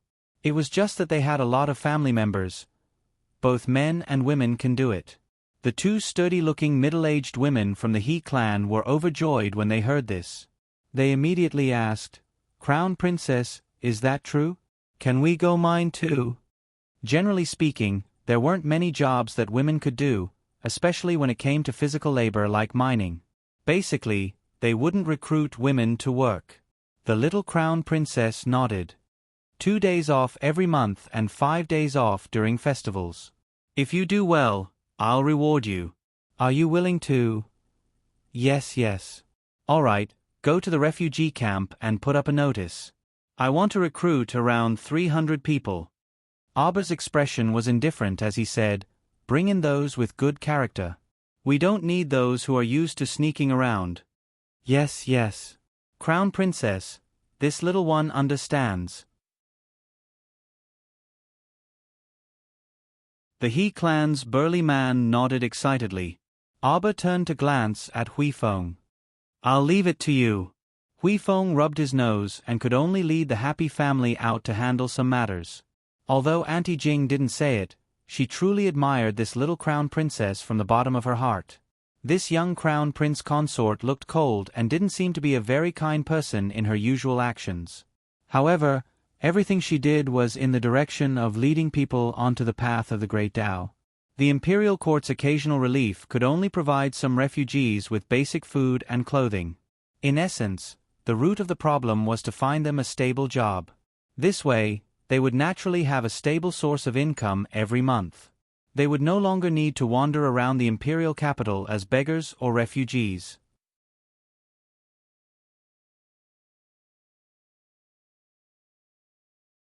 Chapter 2871. In reality, the young couple had already chosen the mining team. The crown prince had already made proper arrangements for the talents in or selection and smelting. If they chose a portion of the hidden night pavilion members with a cultivation base to mine, naturally, things would progress at a faster pace. But now, the young crown princess mobilized a portion of ordinary people to mine. Presumably, progress wouldn't be too fast for such a large Chess Mountain spirit mine. However, by doing this, the crown princess really did resolve a headache for the capital magistrate. Aunt Jing curled her lips and suppressed the smile bubbling up from the bottom of her heart. Who said that the little stoic crown princess was someone who didn't understand the ways of the world? Her returning the favor would definitely make stubborn Chow burst with joy. Crown princess, when do you plan to leave? The young crown princess pursed her lips. Don't think she was stupid. When eunuch who came to deliver the compensation, he asked her a few questions in a roundabout way, all of which were about when she would scram. It was definitely Emolyen's father who didn't like her and didn't want to see her. He wanted her to scram as soon as possible. I'll leave right away, the young crown princess said as she stood up. How rare. Did he think she was willing to stay in the imperial capital? Her husband wasn't here, so she wasn't willing to stay a moment longer. Her husband was still hoping for a reunion with Sir Jojo, humph. The little fellow walked out briskly. I'll leave after taking a look at Caixio. After a night of rest, Caixio's injuries had recovered a lot. Xiao Mu headed to the Kai Dai Pavilion to instruct Caixio and Caichi.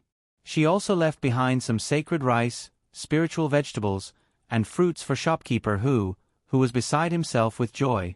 She said to him, "In a few days, a person with good handwriting will come to work. At that time, have him write the menu and draw the recipe." Manager whose mouth twitched, and he nodded repeatedly. Yes. Don't worry, Crown Princess. This lowly one will carefully observe that Zhong family brat. Arba responded expressionlessly. Before he left, he said, "Put the Emperor on the blacklist." Everyone fell to the ground. When Arba went out, he happened to hear the shopkeeper's head hit the doorframe, making a very dull, dong sound. She pursed her lips and said to Eunuch Chen, whose eyes were twitching, "Lusheng is very stingy, not at all like his elder brother Prince Kong. Wasn't it just 5,000 spirit coins from him? Why did he look so eager as if he couldn't wait for her to never return to the imperial capital? How petty! Unlike Prince Kong, who gave her the entire Half-Moon Cliff and the entire Hot Spring Villa." After fiercely ridiculing the great emperor in his heart, Arba sent a message to Huifeng, telling him to stay here and finish the recruitment for Chess Mountain Spirit Mine before returning to north-facing Great Forest. Arba summoned Qing Wan and flew out of the city. She planned to fly for a while and calculate the distance before using the teleportation array. At that time, maybe after a few teleportations, she would be directly teleported to somewhere near the academy. Arba thought to himself. Not long after they left the sovereign capital, they sensed the presence of powerful enemies. What was going on? As if in response to her keen senses, an arrow pierced through the air and arrived behind her in an instant, accompanied by a series of whistling sounds. The instant the little stoic's face darkened, she pressed down on Qing Wan's large head. Qing Wan dodged that sharp arrow with a whoosh and flew up high. There was still time, wait.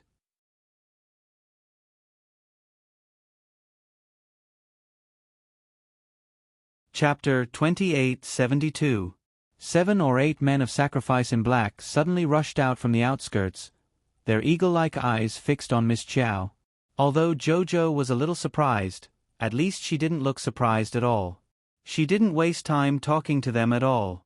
She directly shot out several flying needles, scattering them towards the people around her like a fairy scattering flowers. Jojo didn't even bother to ask stupid questions like, "Who are you? Who cares who they are?" Since they came to kill her, she should be prepared to face death. Aba's attack was swift and fierce. After a round of flying needles, she instantly drew out hundreds of talismans from her inner world, and without saying anything, she smashed them towards the men in black in front of her. The men of sacrifice in black were smashed by the 5 spirit talismans. Although a few of them managed to dodge in time, they only moved their bodies a little. But 2 of them were wrapped in several thunder spirit talismans, and were solidly struck by lightning. Their faces darkened as they fell to the ground, paralyzed. Aba's fighting spirit was completely aroused by them. Everyone only saw a little girl with a paralyzed face fly down from the back of the blue phoenix, and with a flash of a bright long sword in her hand, the sword light attacked their necks. Dense murderous intent approached. A large copper net appeared in the hands of 2 of the men of sacrifice, and the 2 of them worked together to wrap Aba's head. In the blink of an eye, Chow Mu flew up and delivered a spinning kick, landing squarely on the man's chest. The unlucky man was kicked out by her, and then fell heavily to the ground. The startled swan dagger in Aba's conscience jumped out with a whoosh, and with lightning speed, it quickly slit a man's neck. Just like that, in less than 5 minutes of fighting, one of their companions died right in front of them. Although they were men of sacrifice for their master, who would want to die when there was a chance to live? But today, the order from the top was to drag the little girl to death even if he had to drag it out. So none of them could back down, and they had to continue. Even if this girl's methods were swift and fierce, and she wasn't an easy bone to chew. "Get out of the way." A deep voice came from the back of the crowd. The crowd parted in an instant, allowing an ordinary-looking middle-aged man to dash in front of Aba. The man didn't say anything and directly shot a shuttle towards Aba's face. His method was especially vicious. She wanted to kill her and ruin her face at the same time. Chow Mu sneered, and she shot out an icicle with a backhand to block his attack. The startled swan dagger spun around the middle-aged man at a speed comparable to light before landing in her hand with a whoosh. A line of blood appeared on the man's arm. On the other hand, a hidden weapon had left a white mark on the back of his hand. How dare he hurt her? Aba's heart was filled with anger. He reached out his hand to hold down the little white snake that was about to move and said in his heart, "Don't move." She wanted to personally deal with this person who dared to hurt her. Aba's eyes flashed with a fierce light as he flew forward. The startled swan dagger spun rapidly and stabbed towards the middle-aged man. Heh! The middle-aged man's eyes revealed a mocking smile. He waved his hand and set up a spiritual barrier, easily blocking the startled swan dagger's attack. The startled swan dagger stabbed into the spiritual barrier in front of the man. Even if her spiritual energy surged, it still couldn't pierce through this person's spiritual barrier. Clearly, this person's defensive power was above hers, and his cultivation realm was definitely much higher than hers.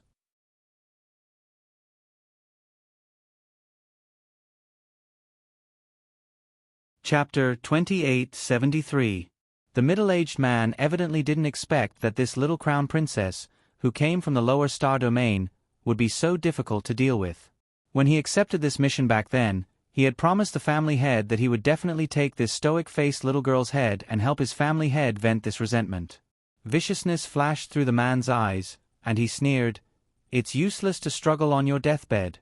Perhaps you'll suffer less if you obediently accept your death."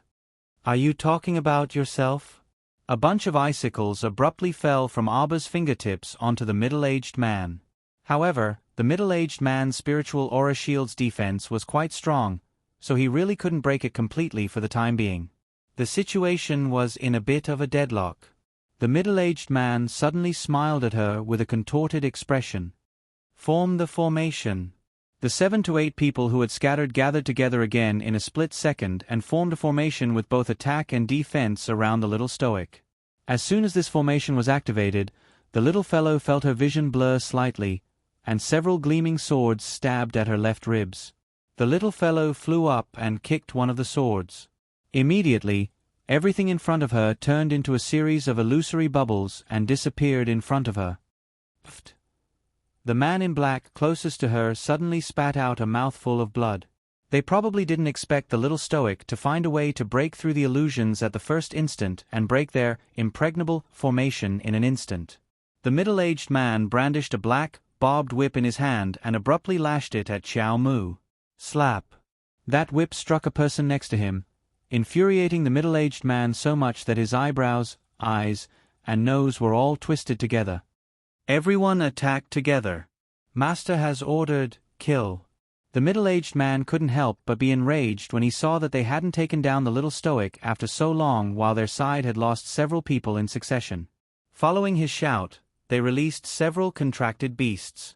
They circled Arbor in a circle of various sizes, eyeing him covetously. The ferocious beasts pounced up and down, and the black-clothed men's swords struck even faster. Arbor's fingers moved, and he could only continuously throw out talismans to block their attacks. In the blink of an eye, that whip darted out from a crafty angle and landed on Xiao Mu's arm with a smack. It instantly numbed her entire arm, and her left hand involuntarily drooped down. Damn it, it was so painful that her entire body trembled slightly. The little fellow was so angry that she was trembling. She was suppressed by the array and couldn't move much. The middle-aged man took advantage of this opportunity to whip her. Not only that, the whip wrapped around her arm did not come down, and the barbs all pierced into her skin. Although the poison smeared on it was not enough to cause her much discomfort, she had never suffered such a great loss in so many years, so she must be very angry. The more this was the case, the more she wanted to use her own battle prowess to deal with this person before her.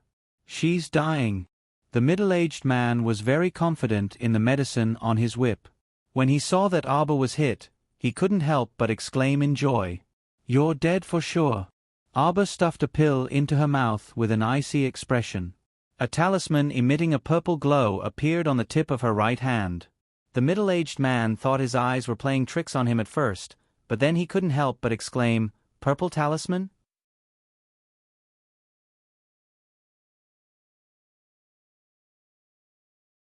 Chapter 2874.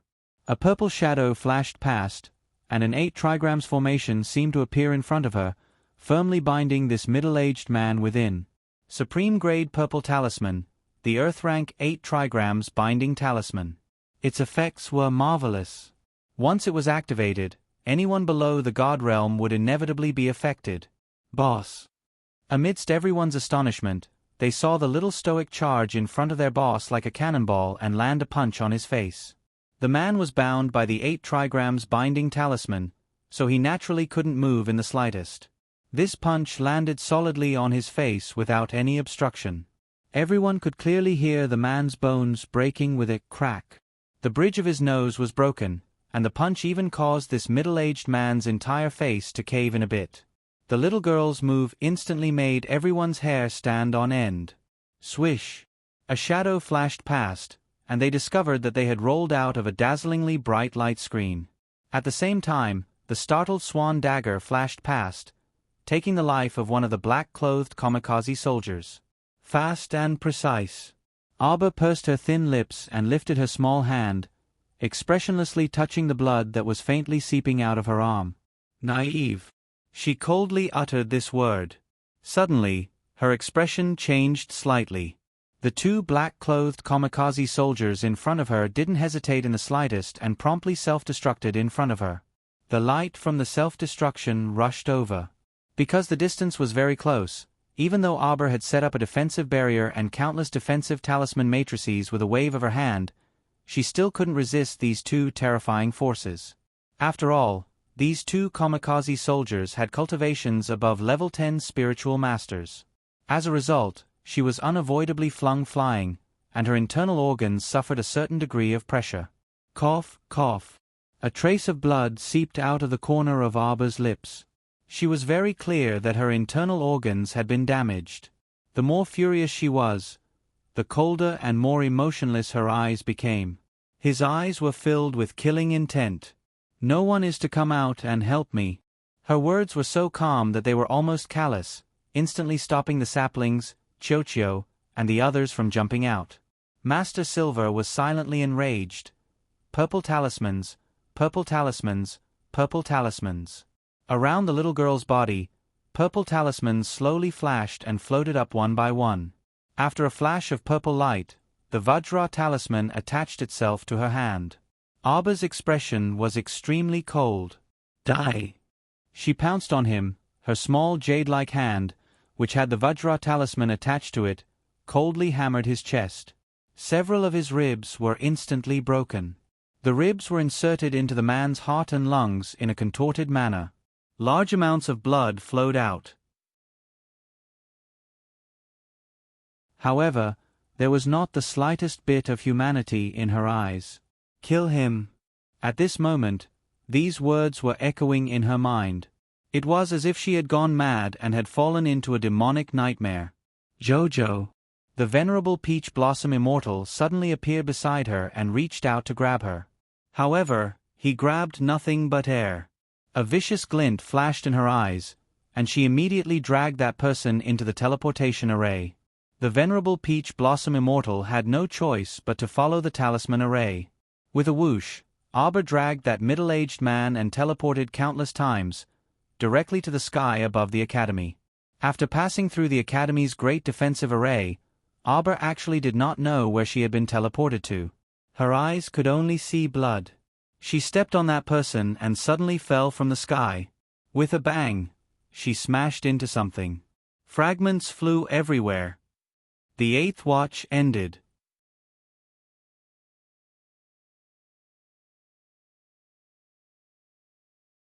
Chapter 2875.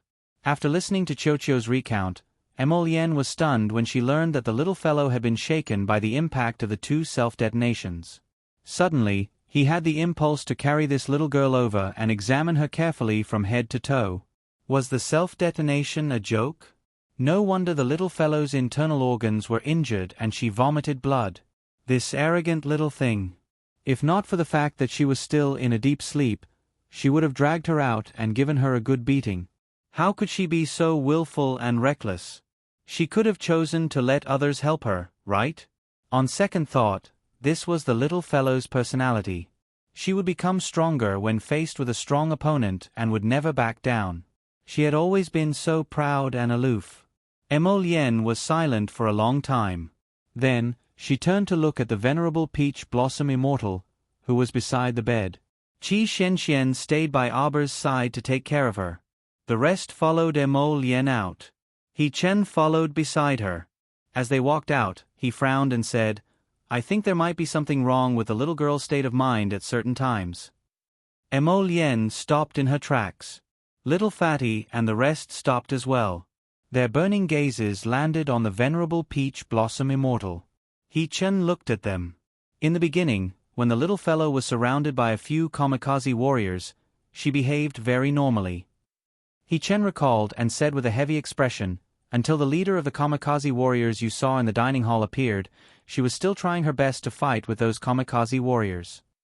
From the moment the leader of the kamikaze warriors left a white mark on her hand, the little fellow became a little crazy.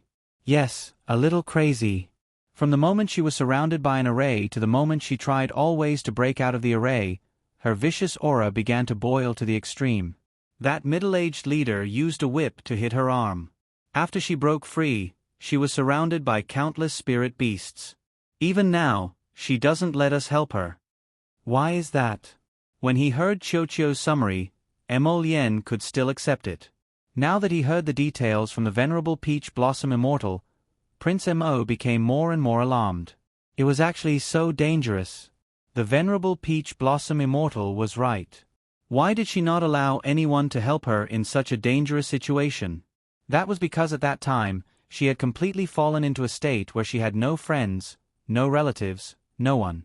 In her eyes, in the world, and even in her heart, there was no one else. The only thing left was the conviction to kill the other party. Until she was blasted away by someone's self-detonation, this little fellow had completely lost her mind. Ji Chen said with a heavy expression, "I didn't even have time to catch her. You don't know how many purple talismans she threw out back then. She probably used up all of her offensive and supportive purple talismans. Have you all realized that Jojo has a twisted attitude towards getting injured?"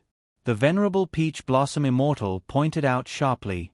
Everyone's heart trembled slightly. He couldn't help but recall the bits and pieces of their interactions. This was especially true for Prince Mo.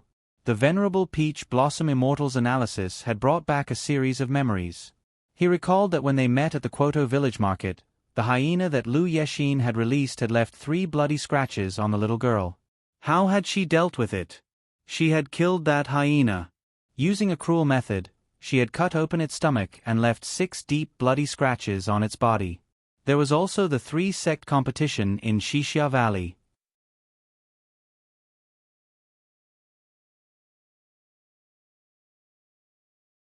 Chapter 2876. When the little fellow met the masked Hui An, a white mark appeared on the back of her hand because of Hui An's sudden attack. Hui An was sent flying by his kick on the spot. She was in so much pain that she could not get up.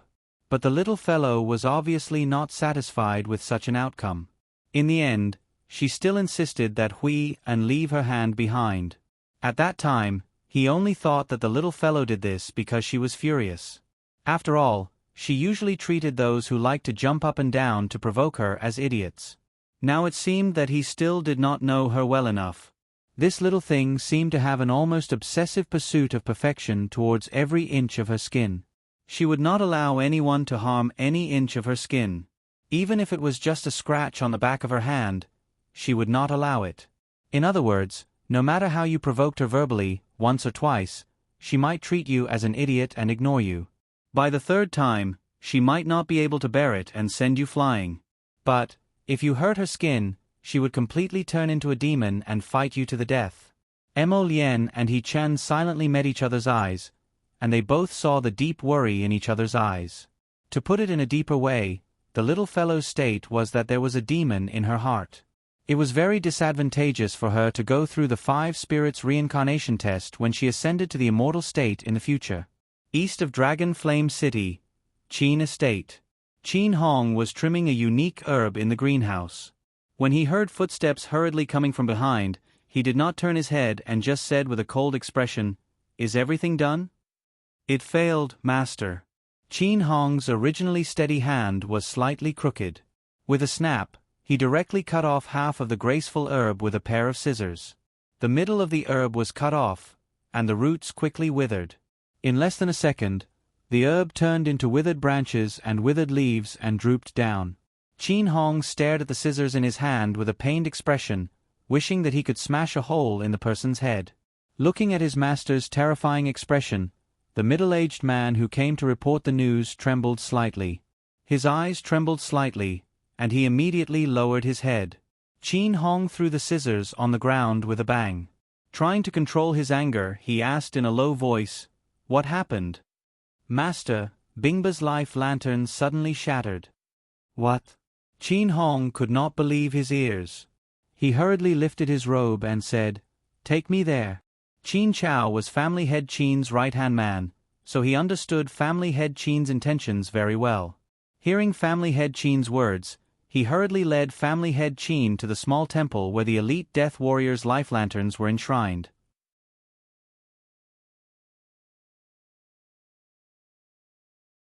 The two of them hurriedly walked in and saw that there were 4 to 5 rows of life lamps in the small Buddha hall. They were swaying in a special transparent container. The 3rd life lamp in the last row had completely disappeared. The corners of Qin Hong's mouth drooped. His shrewd old eyes were filled with doubt and confusion. What message did the life lantern miniature receive? Zithagrass waved his hand, and the scene in the life lamp miniature jumped out. However, the life lantern miniature could only intercept a small portion of information, so the two of them could only watch in trepidation as the little stoic in the projection stared at Bingba as if she was looking at a dead person and punched Bingba's cheek so hard that it caved in. "What kind of power is this?" Qin Hong exclaimed. Qin Grass couldn't help but wipe the cold sweat off his forehead with his sleeve.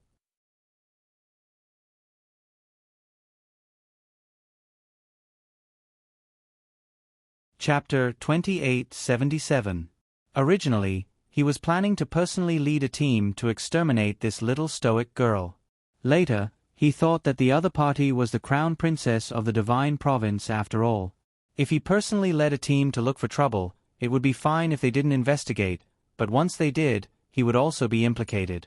At that time, perhaps the family head would push him out to be the scapegoat to protect the family clan. Hence, he didn't wade into this muddy water and had Bingba lead a dozen kamikaze soldiers to surround the little stoic. Now that he thought about it, it was truly fortunate that he didn't go. Otherwise, who the hell knew if he could withstand the little stoic's powerful punch? The two of them didn't see the subsequent scene of the little stoic flinging out countless purple talismans from the life lamp miniature. However, the punch that caved in Bingba's cheekbone already made them extremely shocked and gloomy.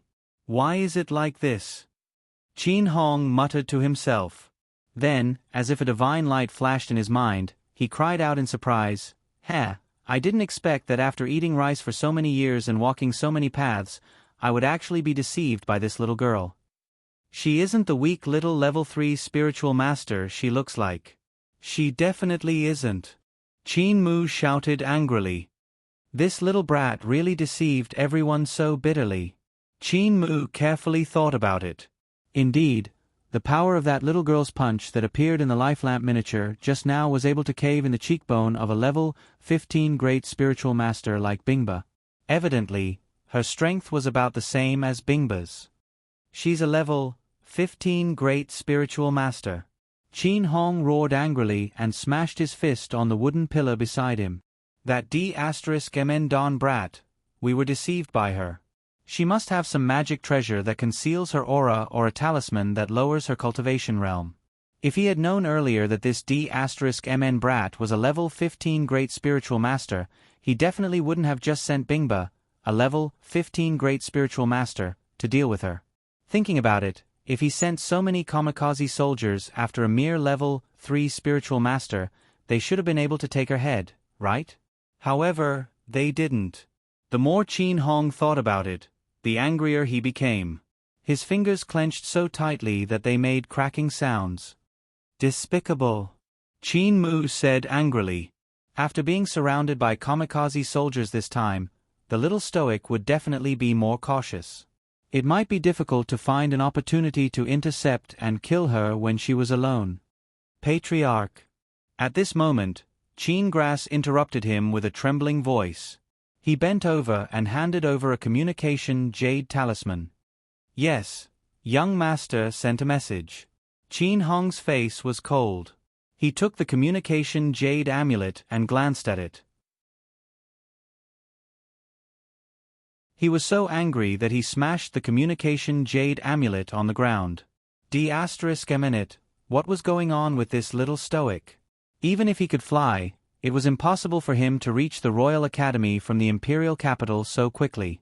But now, Xin had sent him a message asking him what was going on. It was obvious that she knew what he had done. Xin also warned him not to act again, and forbade him from sending any more men to deal with Arba. Yes, it was a warning, it was an angry reprimand.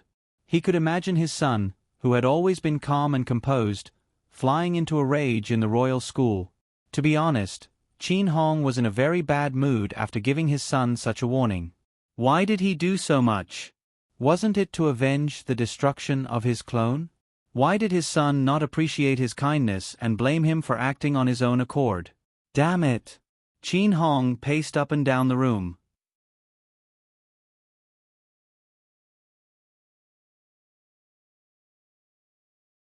Chapter 2878. He glanced at Qin Chao solemnly. "Go to the outskirts to inquire again. We must erase all traces of our actions." Qin Chao promptly nodded in agreement and led the group to the outskirts.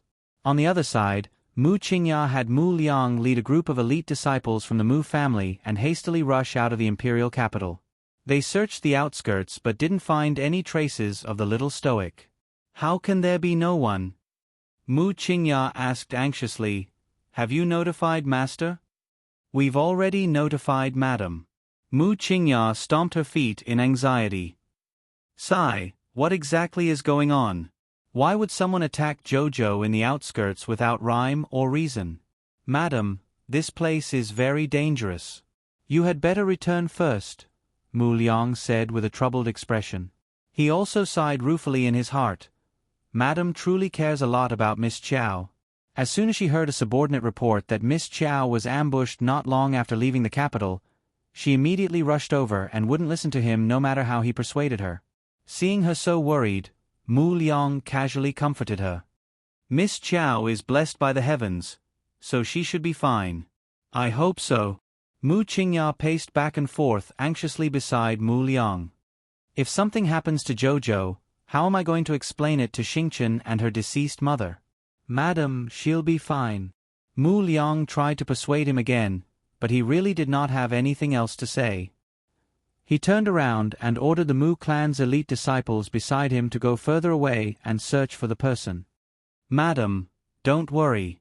His Majesty already knows about this matter. Just now, he sent quite a few people to search everywhere. They only found traces of a battle, but there weren't too many bloodstains there. Miss Chow is probably fine. Mu Liang sighed ruefully in his heart.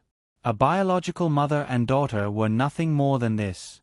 Madam was truly a kind-hearted and good woman. She could even treat the former Madam's daughter so well with all her heart. She was just an ordinary woman, but she rushed over to deal with her stepdaughter's matter with all her heart. It really was hard on her to be so worried to this extent. Mu Liang, send people further away and search carefully. Maybe Chow Chow got hurt when she was fighting with someone and ran far away. Yes, Madam.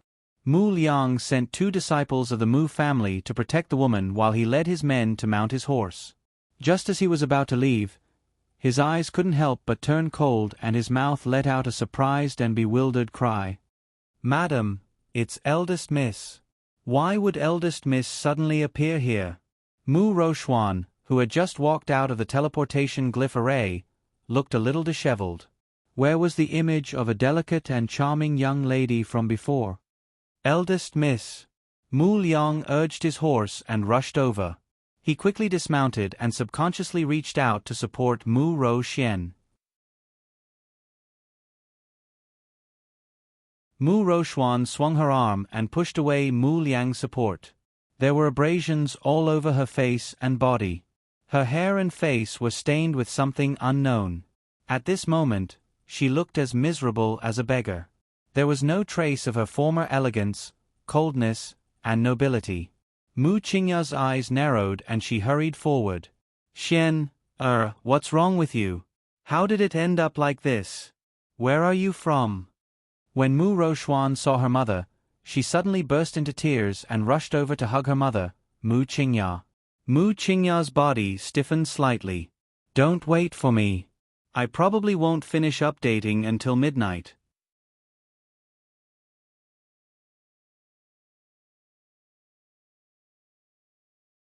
Chapter 2879. She was probably not used to her daughter's fragile state. Mu Qingya gently pushed Mu Rochuan away and looked at her lovingly. Child, what happened? Don't panic. Tell mother. Mu Rochuan didn't sense anything wrong and continued to hug her mother tightly as she cried, Mother, mother. It really wasn't easy for her to make the journey. At first, she just wanted to come back to see her mother, talk to her, and tell her what was on her mind. But she didn't expect that there would be a slight deviation when she passed through the great north-facing forest. The teleportation talisman array sent her to the great north-facing forest. Left with no choice, she could only fight her way out of the encirclement. She had nearly used up all the talismans she had on her to travel all the way from the Royal Academy to the Imperial capital. The moment she saw Mu Qingya, all the grievances and depression in her heart turned into deep sadness. All she wanted to do was to snuggle into her mother's embrace and seek comfort. Mu Qingya's expression stiffened. She raised her right hand in the air for a long time before it came down with difficulty. She patted her daughter's shoulder and said with a smile, Xian, what's wrong with you? You're not like your usual self. Don't cry first. Finding your sister is more important. Mu Qingya gently pushed her away again and looked at her lovingly with a warm expression. When your sister left the imperial capital this afternoon, she was ambushed by a group of unknown death warriors. Her whereabouts are unknown now. She's dead. Mu Roxuan suddenly shrieked. Her abnormal behavior made Mu Qingya frown slightly. A faint trace of displeasure slid through her heart. She shook her head and said, Jojo is blessed by the heavens. Of course she'll be fine. Mu Roxuan subconsciously clenched her fists. Mother, I have something to tell you. You suddenly came back from the Imperial Academy. Something must have happened. But your matter isn't urgent. Find your sister first. Sister. Since when do I have a sister? Mu Roxuan's face suddenly twisted. She couldn't help but shout, Mother, have you forgotten that I'm the one who crawled out of your stomach? That so-called sister has nothing to do with us at all. Mu Qingya looked at her in shock. What did you say? How can you say that? Isn't that so? She was just a wild child that no one wanted. She had never been loved by a father or mother since she was young. Mother, why do you have to curry favor with her? Is it because she is different from before and is now the crown princess of the divine land? Slap. Mu Qingya's right hand trembled as she stared in shock at her daughter, who had a somewhat sinister expression on her face. She simply could not believe that these words actually came out of her daughter's mouth. Was she bewitched? Why would he say that? Mu Roxuan couldn't believe that her mother would slap her in the face for the sake of another family's child. She screamed, Mother, I'm your biological daughter, aren't I? Why do you only think about protecting her and not think about your own daughter? For her, you can hit me like this. Are you still my mother? Mu Roxuan glared angrily at Mu Qingya before turning around and running towards the Mu estate. Eldest young miss. Nanny Chiu called out from behind her.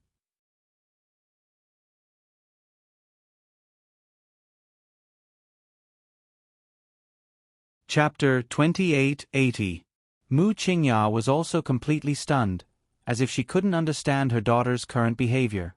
She was frozen on the spot. Madam. Nanny Chiu hurriedly comforted her. Eldest Miss was just momentarily distracted. She didn't mean to contradict you, madam. This servant sees that Eldest Miss's complexion is a bit off. Madam, you should hurry back to the Mu residence to see how Eldest Miss is doing. Mu Qingya naturally also saw that Mu Roxuan's situation was very strange. She was also somewhat worried about her daughter, but she was very worried about Jojo if she didn't personally follow up. Mu Liang noticed Mu Qingya's hesitation, and he hurriedly cupped his fists and said, Don't worry, madam.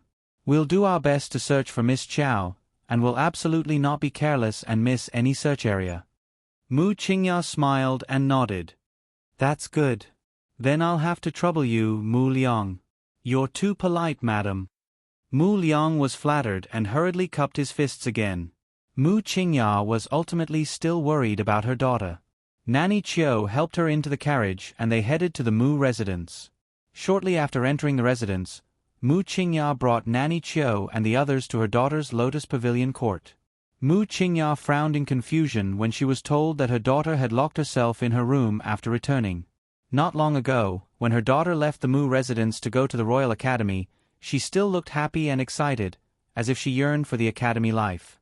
But who knew that in just a few days, she would run back as if she had suffered all kinds of grievances. Mu Qingya sighed and pushed open the door to her daughter's room to enter. Xian, what's wrong with you? Mu Roxuan was so angry that she had covered herself in the blanket and was sobbing softly. When she heard the voice, she couldn't help but cry out, You don't even acknowledge me as your daughter. Why are you still looking for me? Mu Qingya couldn't help but be stunned. Why don't I acknowledge you as my daughter? Xian, don't throw a tantrum anymore. Mu Qingya reached out to pull the blanket off her daughter. Looking at her red eyes from crying, she frowned and said, "But someone in the academy has wronged you." Mu Rochuan burst into tears. "Mother, there's a crack in my Dantian's spiritual void realm." "What?" Mu Qingya's expression changed slightly as her gaze turned unpredictable. "A crack has appeared in your spiritual void realm?" "Yes, it's because of her. That so-called bullshit sister." Mu Rochuan couldn't help but grit her teeth and cry out, "It's because of her that my state of mind was affected. That's why.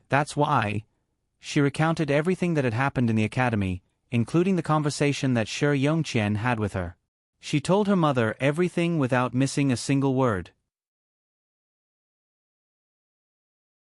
She poured out all her grievances, discomfort, shock, and hatred to her mother like she was pouring out all her bitterness. She thought that her mother would definitely comfort her, but who would have thought? Mu Qingya looked at her with an indifferent expression. After a long while, she said, "So, you believe that the reason why your spiritual void realm ruptured is because your sister is especially outstanding? This matter has agitated you?" Mu Rochuan only felt that her mother's words were extremely grating, and her expression changed several times. She couldn't help but defend herself forcefully. She's an orphan who has no parents and has wandered on Seekong planet for so many years. What does she have to compare with me? Silly. Mu Qingya looked at her daughter coldly. You're tuning in to the Narrate and Escape YouTube channel. Don't forget to subscribe and join us on this journey to catch the most captivating stories.